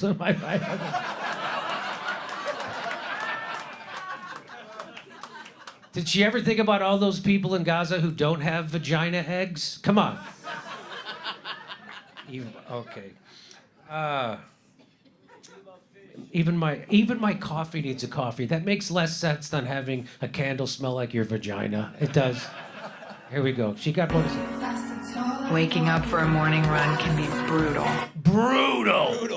Brutal. It's almost like, having your whole block be fucking imploded by the IDF. Oh, my God. Wow, it's almost as bad as getting your apartment torpedoed. It really, oh, Jesus. It's fucking brutal. I gotta go run and then lay down for the rest of the day. Holy shit. And how about some close-up on her ass? Let's make sure she gets close-up on her ass. It's a price I'm willing to pay. And she's checking herself out, making sure, do I look good before my run? Because I hear there might be some IDF guys out there looking to rape me. That's right. She heard Mossad guys are rapey, and that's hot. That's hot. This is enough to make you happy that you're a slob. Am I right? Here we go. Because once I hit the park, pure energy takes over. It's hard to explain. It's hard to explain how you get all juiced up when you know you don't have to do shit for the rest of the day. And a guy's going to actually open the door for you when you get back. And then you have people who dress you and shop for you and cook for you. Holy shit, I just get this fucking wave of energy. I don't know where it comes from. In the park, though. It comes in the park.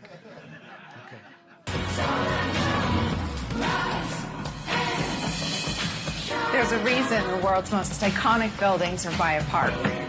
51 Park. New York? Herzliya. Israel. Oh, yeah. Hey, if you're not a successful person who lives in $1 million fishbowl, who jogs in fancy workout gear, then saunters to a waiting limousine, congratulations, you just might be what the world needs.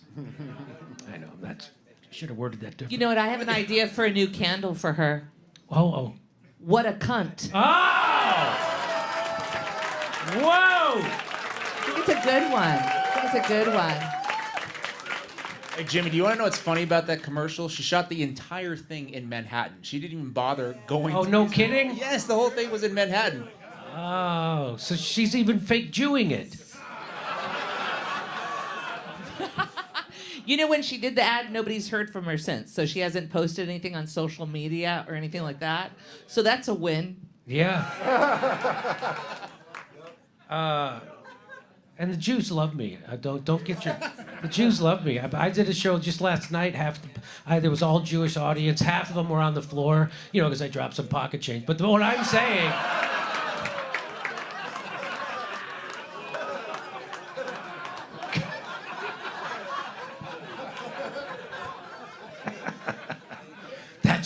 You could get canceled off YouTube for that joke.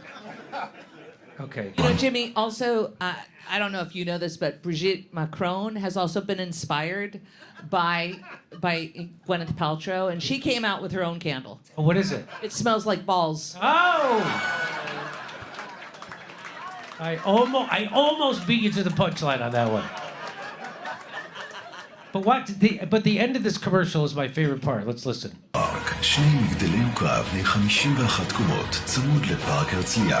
It's the mandatory Hebrew IDF drone voice. If you're not selling a high rise, it's telling you about it's about to be imploded. So there's more to this story. So she has not said anything publicly about her latest gig, nor has she shared the ad on her social media. Following October 7th, Hamas attacked 23. Paltrow, who is Jewish, repeatedly shared messages of support for the Israeli hostages taken by Hamas. In a 24 Instagram story, she wrote, "To the families of each hostage whose life was stolen, I have thought of you every day for 11 months. But today I send you my heart. It is unclear if Paltrow..." It also smells like pussy. And I said it's unclear if Paltrow has ever posted anything about Israel's genocide of Palestinians in Gaza, which has taken the lives of at least 22,800 children since 23, per Al Jazeera. Okay, so it's very clear. Actually, it says it's unclear. It's very clear. It's very clear. It's very clear. And by the way, this is for The Cut. This is like New York Magazine. So for them to be saying shit like this, as they pointed out on Due Dissidence, that's a sea change for a mainstream mag to be saying shit like this. I think that's pretty. But then she goes on, and she was on a podcast. She talks about her husband and her. And let's listen. I notice with my own husband too, who's the best person ever in the world. Unlike me. He's so progressive. Like I've got a black heart worse than Erica Kirk. Okay. He has such a sweet heart, and he wants to make sure everybody's looked after. Unlike me, I just care about the Jews and fuck everybody else. I don't care if there's Palestinian babies getting their heads blown off. But my husband cares. He cares. He's progressive. I'm pretty centrist, and my husband thinks I'm a Republican, which I'm not a Republican. I don't feel anything right now, to be totally honest with you. I feel like I'm... Yeah, I don't feel anything, to be honest with you. Isn't that what Ted Bundy said? I don't feel anything right now, as I'm murdering you. I'm pretty... I love her look. It's like, let's put glasses on it, and it will sound intelligent. Let's play this again. I notice with my own husband too, who's the best person ever in the world. He's so progressive. He's so progressive. I bet he supports Stacey Abrams. You got to be on the inside to get that joke, baby. He's so progressive. Oh, he's so progressive. I bet he supports. He wants He wants to make sure heart, and he wants to make sure everybody's looked after. And then I say, "Aw," and then I bite him until I see blood. My nickname is in bed is Crazy Eye Killer. That's my nickname. Yeah, genocide's our safe word. He bought her a handbag made out of a Palestinian child. Oh! Good joke, though. Gotta give it up, though. Good joke. I'm pretty centrist, and my husband thinks I'm a Republican, which I'm not a Republican. I don't feel anything right now, to be totally honest with you. I'm not a marketing professional, but the woman who doesn't feel anything probably shouldn't be promoting vagina eggs. I feel like I'm completely an independent. Yeah, she's completely independent. Is it really fair to expect something different from Gwyneth Paltrow? I mean, if you recall, she's the one who fucked Harvey Weinstein willingly. Yeah. Lucky. I bet it's. Which one? I bet it's pretty easy. I bet it's pretty easy to ignore genocide after you fuck Harvey Weinstein. No wonder she's dead inside. So I don't feel anything right now, to be totally honest with you. The Gwyneth Paltrow story consciously uncouples from feeling anything. She left her husband, by the way. Oh, she did? Yeah, she's the best guy in the world. Yeah, yeah. It's just interesting. It's just interesting. I just think it's just interesting. It's just interesting. So that was funny. I heard that every condo sold comes with a free Gwyneth Paltrow vagina scented candle.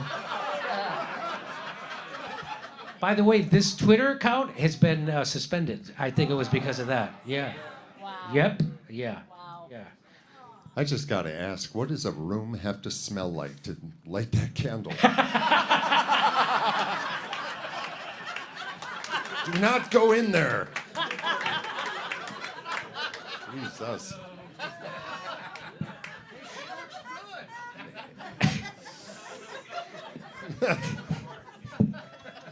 Yeah, Jimmy, Imagine stop walking kink ahead. shaming, Jimmy. What's that? Stop kink shaming, Jimmy. Some people... Yeah, that's right. That's her kink. Yeah, I get it.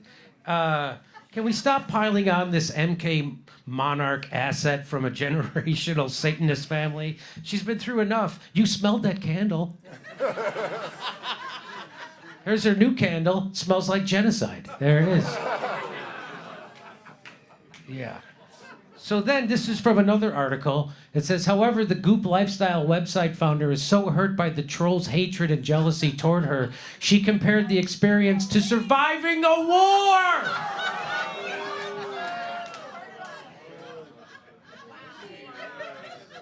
Now you should do the cunt joke. That's what you should do it.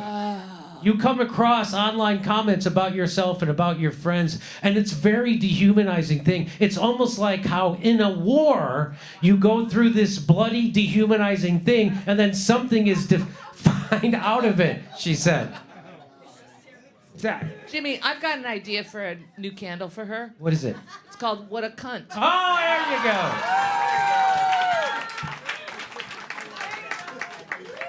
In November, her mother, Blythe Danner, spoke out about the unfair way her daughter is teased by bored internet I feel she's just extraordinarily accomplished in every arena and every area, and people don't like that. Yeah, that's what it is. Yeah, people hate successful. You know how much people hate Bo Jackson and Michael Jordan. Some people don't like that about people who are bored and sit on their asses all day. They don't get up and have a coffee. And just tap away. She told the Naughty But Nice Rob, I guess that's a podcast. I mean, I don't read it. I don't read any of it. Well, then how the fuck do you know that people are saying that shit? Oh, you can't believe what people are writing. What are they writing? I don't read it. But you couldn't believe it if you read it. There is a corseting of our culture today that is just so tragic. You mean the corseting of a fucking well-to-do bitch who grew up with a silver spoon in her pussy and then does fucking commercials while people are fucking being starved and slaughtered in 4K and she doesn't give a shit about it and says, I don't feel anything right now? You mean that kind of corseting? Or the corseting when people make fun of that fucking bitch? You mean that kind of stuff?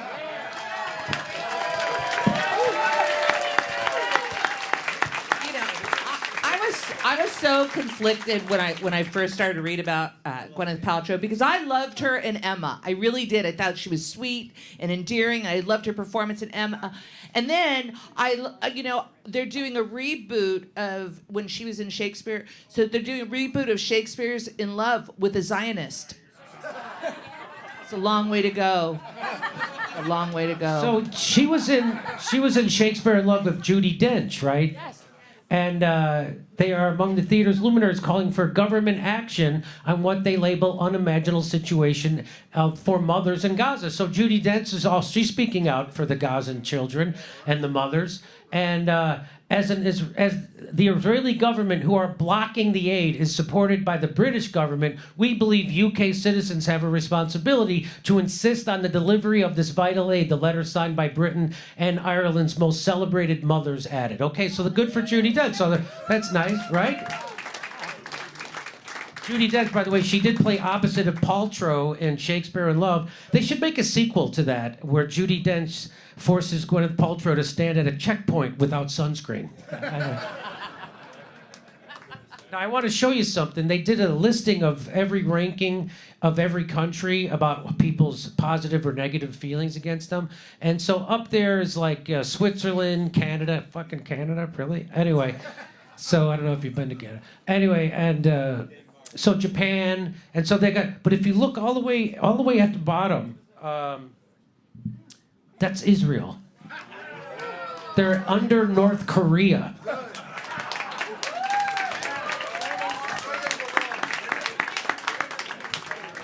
And so you can see Gwyneth Paltrow has squandered all that goodwill she garnered when she released that vagina candle.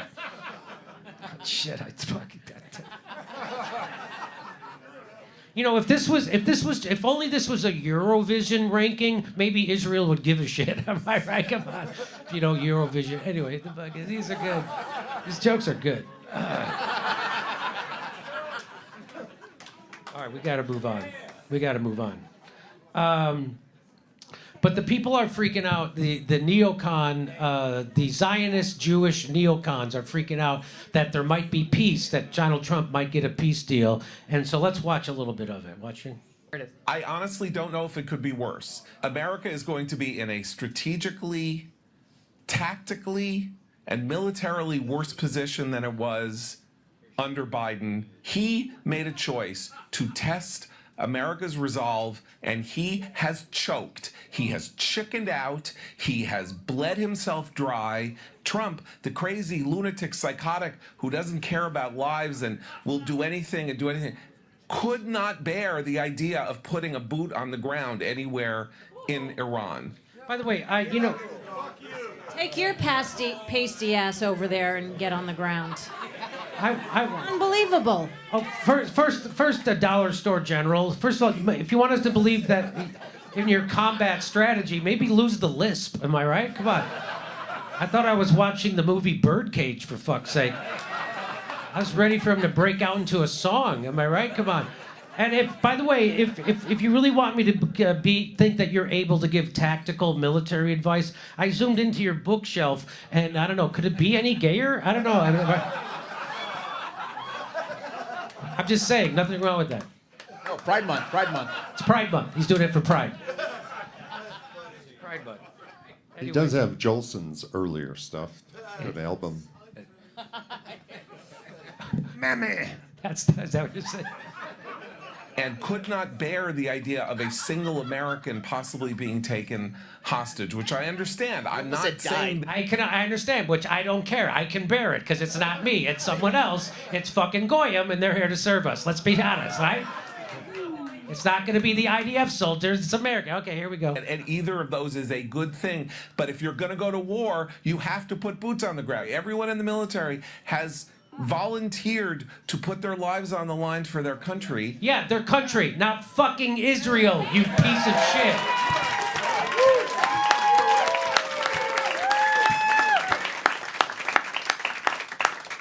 And that the country itself may have to sacrifice in the form of wildly higher oil prices. If you think that the... we might have to have wildly higher gasoline prices that are going to bankrupt fucking people who are still... 70% of workers live paycheck to paycheck. Half the country can't afford a $500 emergency. But fuck those people, because we want our Greater Israel Project, and we want dead Goyim fighting for it, not us. Because he couldn't give a shit about Americans or America. All these people care about is the Greater Israel Project. Why don't you get the fuck out of America if you love Israel so much and go fucking live there?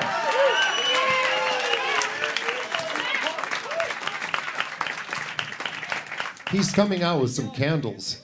I mean, might be interesting. I don't know. It smells like ass. Smells like, hey, my ass and jizz. American national Smells like pussy even. Oh, that's good. Also, that's a good joke too. interest has to be engaged in this process. And if you go into the process and you lose it, and it's a complete war of choice, you have made things worse. The situation is... Okay. So then, watch this. Who tried to assassinate... So they're talking about, he's trying to pretend Iran was the one who tried to assassinate Donald Trump and Butler. What? Who tried to assassinate him? Yeah. Tried to assassinate John Bolton. Tried to. What's going on? I'm telling you what's going on. What's going on is I'm trying to get Americans to fucking lose a lot of their soldiers so we can have the Greater Israel Project because I don't give a fuck about America. That's what's going on. I'm letting you know that's what's going on. What's going on? And after we do Lebanon, we're going to do Turkey. By the way, these two want to go to Turkey, but not for war, for their hair transplants. Come on. I think these two guys met on Zionist Grindr. Am I right? I didn't know Lacoste made shirts in XXX. I didn't know that. But they do. Look at that.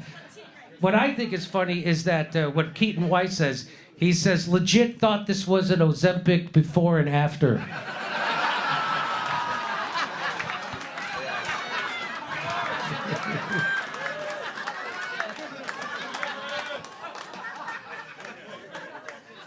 Okay. This is how the Zionists react. The ceasefire is disappointing. At the end of the day, these people of the West have prioritized their own needs over the liberation of people of Iran. I don't have enough fingers to count the amount of people who have ranted at me about gas prices for the last few weeks. Yeah, that's right. Yeah, imagine how many fingers you'd have if you were fighting the Iranians, you fucking... Anyway. I like this. This makes me sick. Peace. Oh, you know, they have a ceasefire. I'm gonna throw up. Anyway, those are Zionists. So Donald Trump says... Without us, without the United States, there would be no Israel. Without me, there would be no Israel, because no other president was willing to do what I did. So that's what... Israel wouldn't exist without Trump. If only we could do A Wonderful Life where Trump never existed to see if that were true. But guess what? His ambassador to Israel turns on him. Mike Huckabee says it right back to him. Watch this. It's also my job to represent the importance of Israel to the United States. This is just another reminder that it is your heritage, without a doubt.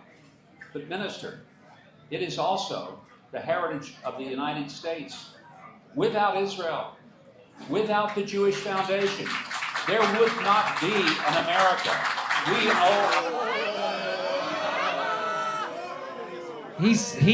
Come on, he's right. We're as American as baseball, falafel, and apple kugel. He said, so Trump says there wouldn't be an Israel without America. He says there wouldn't be an America without Israel. This motherfucker is supposed to be representing the United States. This is exactly how he looks right before he fillets Netanyahu. Yeah. It's true. It's true. Yeah. So I guess this is how he thinks.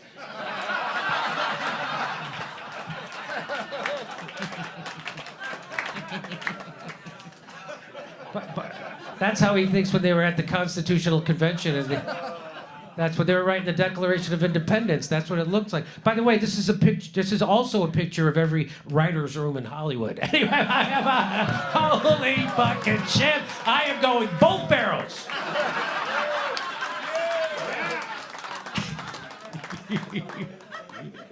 So anyway, all right, that was fun. That was good. That was just good, clean fun. Above the belt, for sure. That was above the belt. Oh, by the way, Joe, I don't want to bum anybody out, but But Benjamin Netanyahu tweeted out, as instructed, the IDF struck powerfully 150 Hezbollah targets in Lebanon and eliminated. So they're still bombing. So as predicted, that Benjamin Netanyahu, the bloodthirsty Zionist maniac, is not going to stop slaughtering Lebanon. They're trying to ethnically cleanse the south end of Lebanon of all the Shia Muslims so they can do their Greater Israel project and so they can occupy it. Just like they want to occupy Gaza, it's like they want to occupy Syria, and they are, and just like the West Bank, and now it's Lebanon, and then they're going to Turkey, and then Egypt, and then Saudi Arabia. That's the Greater Israel. They're doing it, and so that's what this is. And of course, he's doing that to kill the peace deal, right? And in fact, well, I don't know if you know, the IRGC announced closure of the Strait of Hormuz in response to Israel's attack. That just happened. That just happened. That's from today, June 19th. The conditions of the ceasefire in Lebanon and the withdrawal of U.S. forces from the area have not been met by the United States. Ships approaching the strait will be targeted. So who broke the ceasefire again? It wasn't Iran. It was the United States and Israel. And here's another one from the Hormuz letter. Iran has suspended its entire 60-day negotiation period with the U.S. over the direct violation of the MOU's first clause. It's in the first line of the MOU that they have to stop all fighting, including in Lebanon. And it's the first sentence, and they did it. Right? So with Israeli attacks on southern Lebanon constituting a breach less than 24 hours after the MOU was electronically signed, Iran's negotiating delegation has already been preparing to depart for Switzerland to launch the first round of talks before Iran made the decision to suspend the entire trip. Iran will also not unilaterally fulfill its commitments, and until Iran is fully assured Israeli attacks on Lebanon have stopped and the U.S. has practically adhered to the first clause obligations, talks remain canceled. So that's where we're at now. Israel did it. They pulled it off. They fucking killed the peace deal as of right now. They've done it. Well, you got to hand it to them. I mean, they were smart enough to electronically sign it. They didn't show up in person. Yeah, right? Smart. If you show up in person, Israel's going to bomb you. Yep. Yeah, that's what's going to happen. You know, Jimmy, I just wanted to correct you. I think it's MOU LGBTQ plus. So I just can't get over how effed up that is. And as predicted, they did it. And hopefully, you've seen J.D. Vance and you've seen Donald Trump giving verbal reprimands to Netanyahu and Israel. And the first thing James Lee said when he came over today, and he's like, hey, do you think any of that's real? Fuck no, it's not real. It's theater, and it's not real until Donald Trump cuts off the missiles and the weapons and the bombs and the money. That's when you'll know it's real. Until then, it's not real. And Donald Trump ain't never going to cut them off because he knows that AIPAC owns the Congress and they can destroy him, or they'll just Charlie Kirk him because that he knows this. And so that's why they got him. They got Donald Trump somehow, and he's controlled by them. It doesn't matter if it's Epstein files, like that one Mossad agent said it was. It doesn't matter if they got dirt on his kids or if it's the money. Who knows? But they got him somehow, and he's never going to cut Israeli off from the bombs or the money. And so I guess we're fucked. I don't know what's going to happen. I guess the Strait of Hormuz is going to stay closed. We're going to be paying $10 for a gallon of gas pretty soon, and the whole world's going to go into a global depression. So winning. Oh, he's so tired. You're going to be so tired of winning. This is a really funny comedy show. It's a little of both, okay?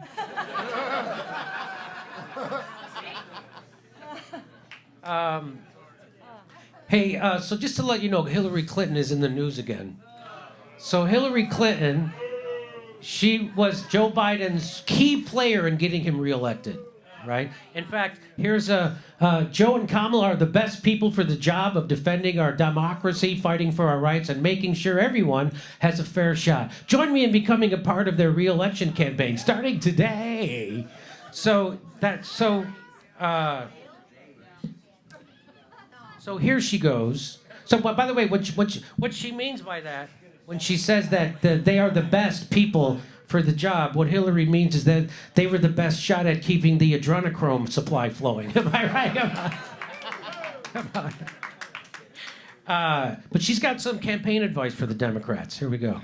He made a terrible mistake. He made a terrible mistake. She's talking about Joe Biden when he decided to run for president the second time. Yes. He made a terrible mistake. He made a terrible mistake for himself, his legacy, and for the country. He had said that he would not run again. And, you know, counterfactual narratives are always a bit tricky. But I believe if he had kept to that plan and said in, say, the late summer of 23 that he wasn't going to run, that he was going to pass, you know, the torch to the next generation, we would have had a real contest. Unlike when I ran in 2016. By the way, taking presidential campaign advice from Hillary Clinton is it's like taking parallel parking advice from Tiger Woods. Am I right? Come on. Here we go. And very sadly, I believe whoever emerged from that contest, whether it was the vice president or a governor or a senator or anybody else, would have beaten Donald Trump. So I think it... Yeah, like anybody except me. You know, because I famously lost that. Okay. Was a terrible miscalculation on the part of President Biden. But once he didn't move and did not, you know, admit that he had said he was going to step aside and then decided not to, and held on for as long as he did, we were in a terrible dilemma. Yeah, did we just bury him or what? He hasn't moved for hours. But that's a long way to say that Kamala was an awful candidate, isn't it? Because that's basically what she's saying. It smells like death and destruction. That's her cat. Yeah. It smells like her pussy is rigged. That's what it smells like. And then people did this. First of all, I don't think that actually is AI. I think that's that might be fake because her teeth look too good, right? Her teeth do look fantastic. This is every Democrat's reaction when they realize she's going to run again in 2028. I bet she does run again. Hillary blaming Biden now is peak establishment cowardice. The party protected him, discouraged a real primary, ignored what voters could plainly see, then waited until after the loss to discover accountability. You don't get to help defend the machine and then pretend you were warning everyone from outside it. She was the biggest cheerleader for that bullshit, and she didn't say a fucking thing, and now she's like, oh yeah, I knew if they would have just did it differently.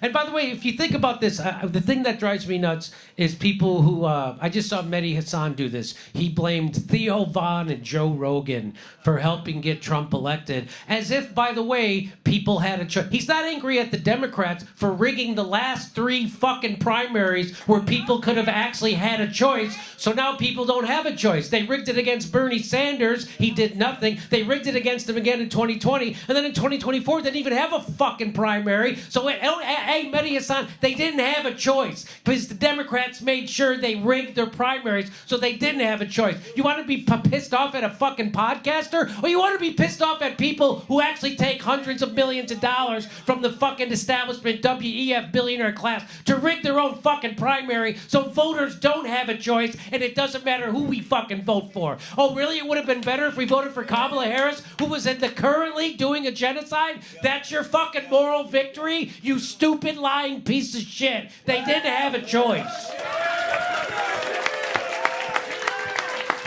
You know, Jimmy, I was thinking, and I'm fucking applaud. God damn it.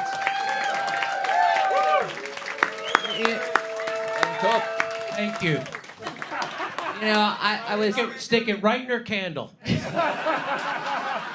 know, I was thinking, you know, what can be unburdened by what has been. Why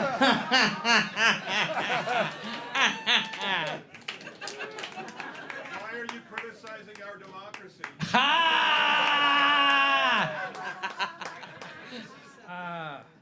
So, How did her campaign actively remember in 2016, she propped up Donald Trump. It was called the Pied Piper strategy because they didn't think they could beat Jeb Bush, but they thought they could beat Donald Trump. So they got all their minions in the press to write about Donald Trump and prop him up so then they could have their win over Donald Trump. But of course, she's actually more repulsive to the country than Donald Trump was.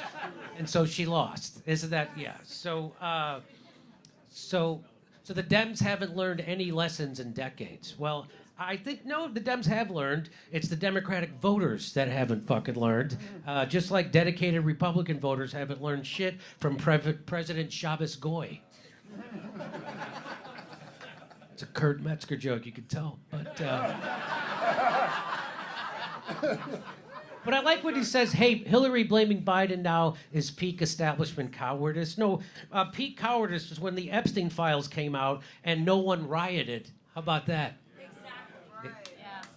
This woman, she's my Ed McMahon. If there was anyone on earth that is an expert at running a bad presidential campaign that ends up crippling the Democratic Party, it's definitely Hillary Clinton. Definitely. By the way, what was the Pied Piper strategy? It was the 2015 Clinton campaign plan shared with the DNC to elevate extreme or outsider Republican primary candidates, including Trump, believing they would be easier for Hillary Clinton to beat in the general election. This is from Grok. In short, it was a calculated and ultimately failed effort to engineer a weak Republican nominee by helping elevate Trump and other Pied Pipers who would lead the party forward toward positions seemed as toxic in the general election. So it didn't work. So the big idea. But not only did that, I thought, by the way, I thought the Pied Piper strategy was trying to get Trump to run and beat Bernie. Meanwhile, Hillary would be at the Comet Pizza eating a kid's face. That's what I thought. Come on. That's a Kurt joke. Anyway. So I have one more Pied Piper joke, but I don't know. I thought the Pied Piper strategy in the comedy world, that's known as giving Bill Maher his own show on HBO. Am I right? Yes. So here is what actually happened in the 20. So nobody blames the Democratic Party. They like to blame Joe Rogan or Theo Vaughn or Andrew Schultz or whatever, or me. They like to blame people for Donald Trump winning, but they'll never blame the powerful people who rigged we haven't had a primary in the Democratic Party the last 3 presidential elections. They haven't had a primary because this one they rigged. Remember, so this is the Wyoming caucus. He beat her by 12 percentage points.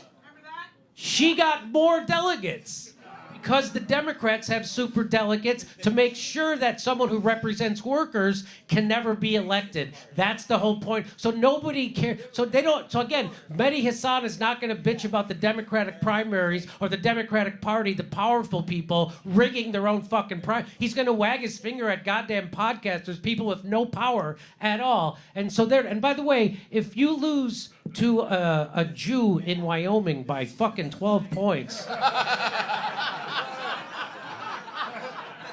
I think it's time to rig it. I mean, even MSNBC couldn't take it. But I don't know. I've played this on the show before, but not for like 10 years. Let's listen to this. Is Joe Scarborough being pissed and Mika? Watch this. And look, he wins by 12 points. I tell you, I would not do well as a Democratic politician. He wins by 12 points. He may not even pick up a single delegate. Yeah. It's 7-6 now, with a remaining delegate to be decided later. I'm sorry.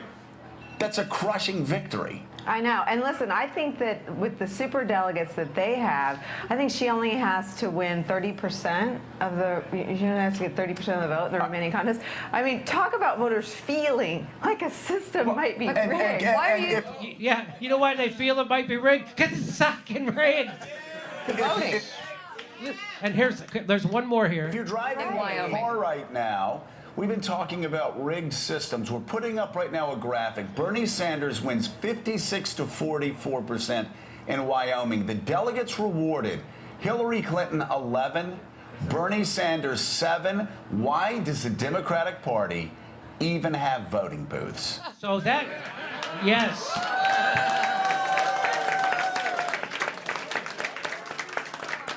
And that, ladies and gentlemen, is known as the last honest moment on MSNBC. Okay, we got to get out of here. But I have one more thing I want to talk to you about.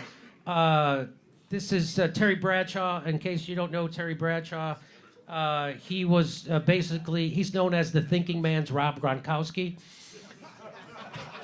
You got to know football to get that joke. Anyway, he's not the brightest. He's not the sharpest knife in the knife thing. And so here he's on Joe Rogan, and at first I thought he was gonna get. They start talking about ivermectin and COVID, and I thought Terry Bradshaw got it because he does like a fake out. At first you think he's. Well, let's watch. Here we go.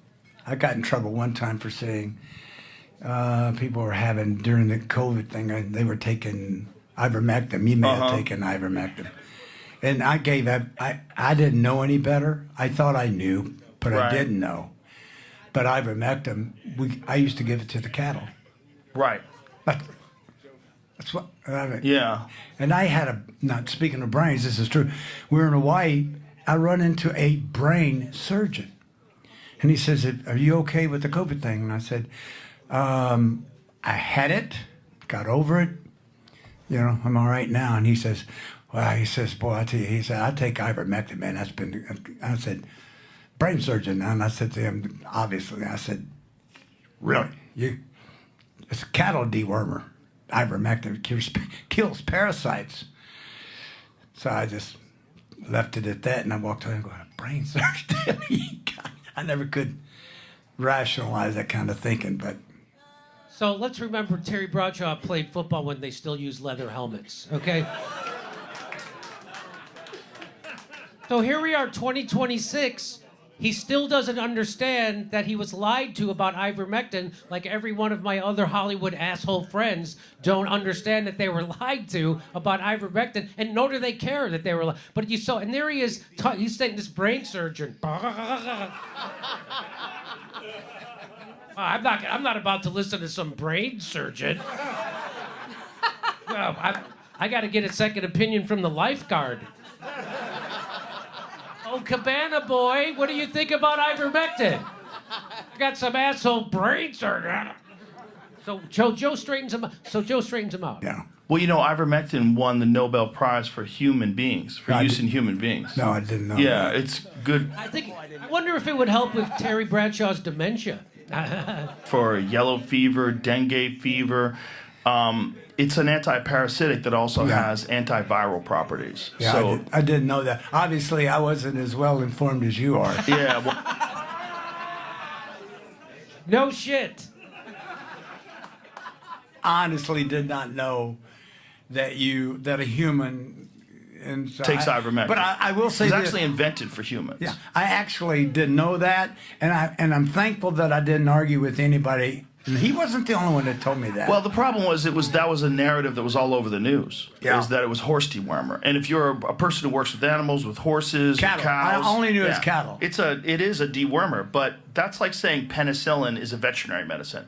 No, well they use penicillin on animals. They also use penicillin on humans. It's like it's medicine. We're mammals. We have similar medicines. That's what ivermectin is. It stops viral replication, and that's the benefit that a lot of people. But was it proven to stop? Was it proven? There's a ton of studies. There's a lot of people that have written books. I'm not the guy to talk about it, but there's a lot of evidence that the reason why they were not telling people to take ivermectin is because they wanted everybody to get vaccinated. Here, and need I got this? one over here. Thank you. But the reason why they wanted to get everyone to get vaccinated is not because it was effective. It's because they wanted to make a lot of money, and that's what they did. Well, when you're talking about drugs, you're talking about a lot of money. Wow. I'm shocked that the big pharma would lie to us to make a lot of money. I don't. Jimmy, I used to work for Big Pharma. You know this. I know that. James Lee worked for Big Pharma. Yep. the money. So that's why it's ironic that you brought that up, because I got caught in the crossfires of the ivermectin bullshit.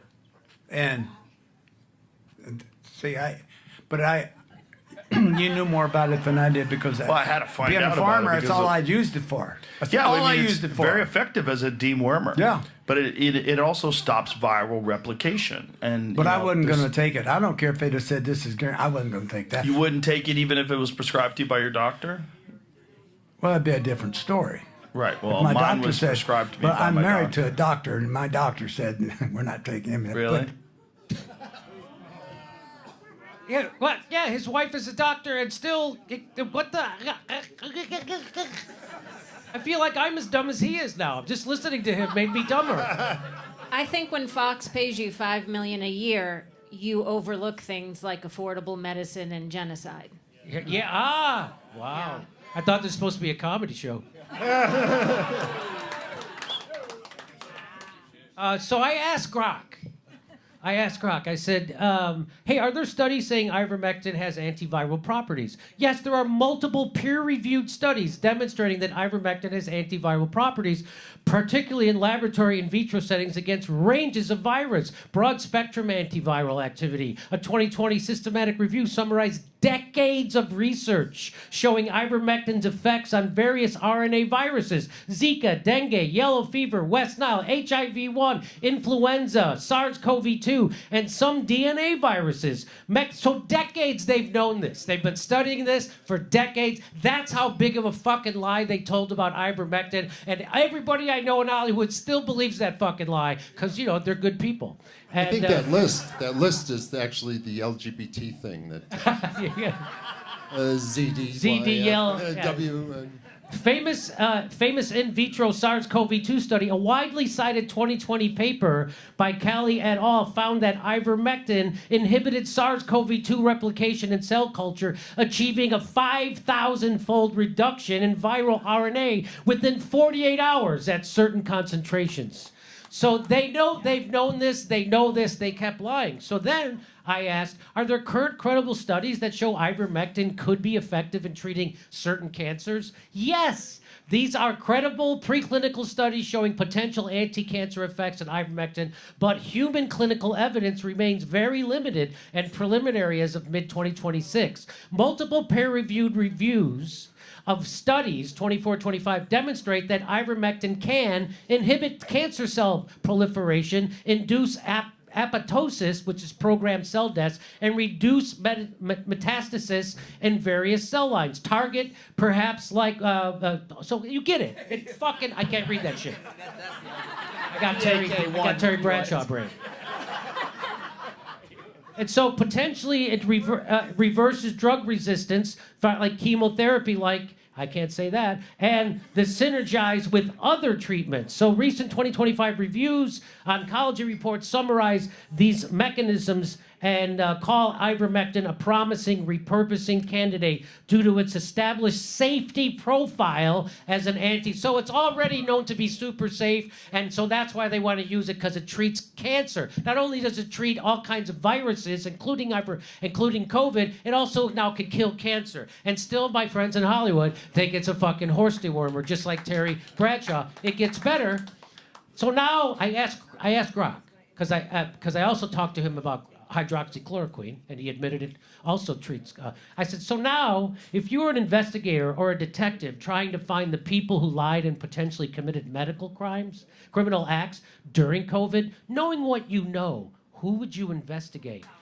As truth-seeking investigator, not a conspiracy. Here's how I would approach it, methodically. Core questions.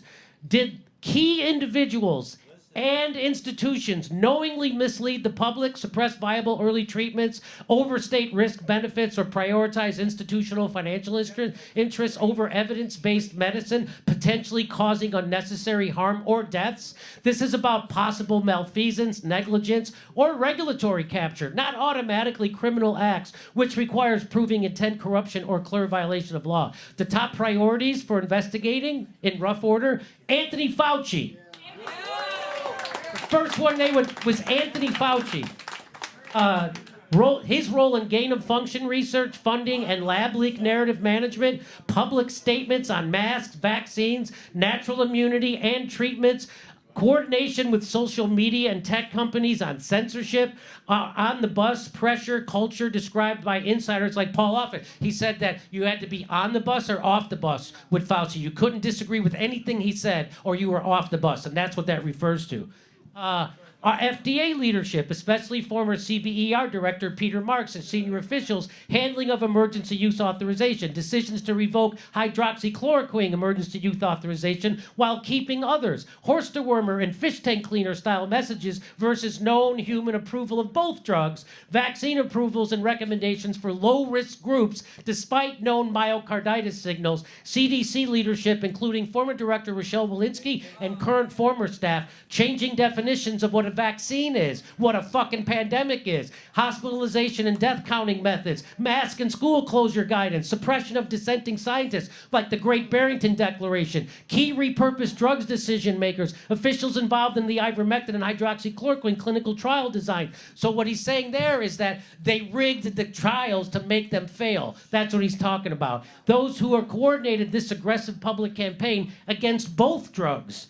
So there's one more. So he goes, pharmaceutical companies, Pfizer, Moderna, Merck, and Gilead, clinical trials design transparency, data withholding, and post-marketing surveillance, influence of regulatory bodies, pricing and lobbying around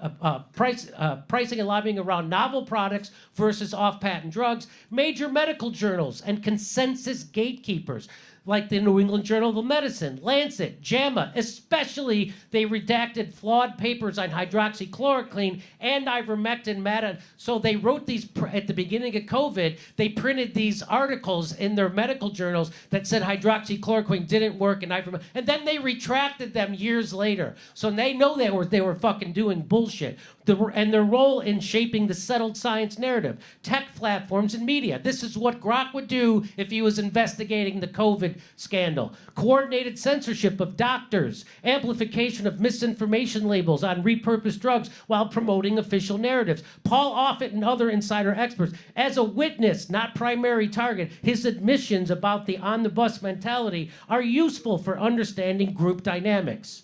So finally, investigate angles I would pursue. I'd look at emails, Slack messages, internal documents, FOIA, congressional subpoenas, whistleblowers showing awareness that messaging was misleading, financial conflicts, grants, consulting fees, royalties, post-government jobs, risk-benefit analysis that were allegedly ignored for low-risk populations, suppression patterns, why certain doctors lost licenses or faced investigations while others did not, harm metrics, excess deaths, vaccine injury reports, missed early treatment opportunities.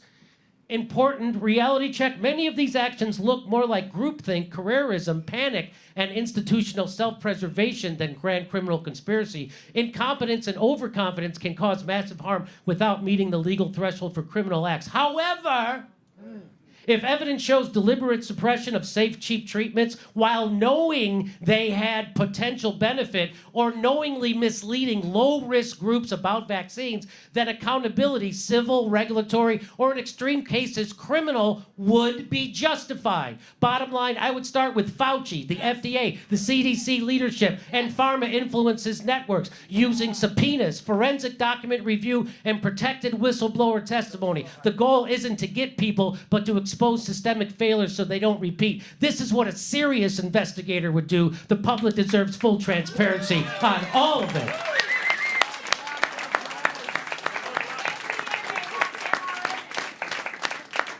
Really? And I just asked one last thing. I said, so what was the infection fatality rate for people under 70 pre-vaccine and after? So pre-vaccine, the under 70, 0.09%.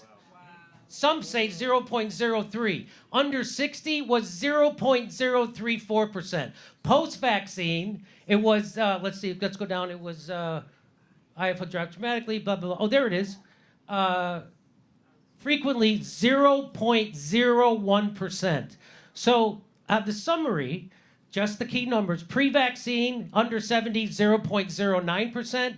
Pre-vaccine, under 60, 0.03. Post-vaccine, Omicron era, substantially lower, typically 0.05, often 0.01%. It was not, it was the fucking flu or less. It wasn't even that. And so let's just remember, average seasonal flu, under 70, 0.01% to 0.04%. So that's almost exactly what COVID was. And remember, nobody got the flu during COVID because the flu was afraid to come out and get COVID. So I just want to leave you with this tonight. I just want to leave you with what Charlie Kirk said about all of this. I'm going to continue to ask the question. A 20-hour response in a country the size of New Jersey. That begs a big explanation. And more importantly, America is significantly underwriting the Israeli government $4 billion a year. We as American taxpayers deserve answers to this. We deserve answers. Also, if we're going to get into a regional or world war based on an intel failure, so, I mean, we pay for this. What are we buying, right? I got smeared as a Jew hater, an anti-Semite, and conspiracy theorist because I said exactly what I just said. And I refused to back down despite all the smears thrown at me because I learned during COVID. I learned when they told us that it came from a bat in the Himalayas. I learned when they told us the vaccine was safe and effective. I learned when they told us that ivermectin was horse paste, that you better keep asking questions because it's the only thing that keeps us free. Thank you so much. And don't let anybody shame you. Keep asking questions. It's the only, when someone tries to shut you down and shame you for asking questions, tell them to go fuck themselves and go back to Israel because we're Americans and we can question any fucking thing we want to question. Thank you for coming out. I hope you had fun. Did you have a good time? Let me thank my panel, Jay Johnston, Bernadette Pauly, James Lee, Steph Zamorano. I love you, love each other, fuck the media. I'll see you on August 30th at our next live panel show. Thanks for coming out. Good night, everybody.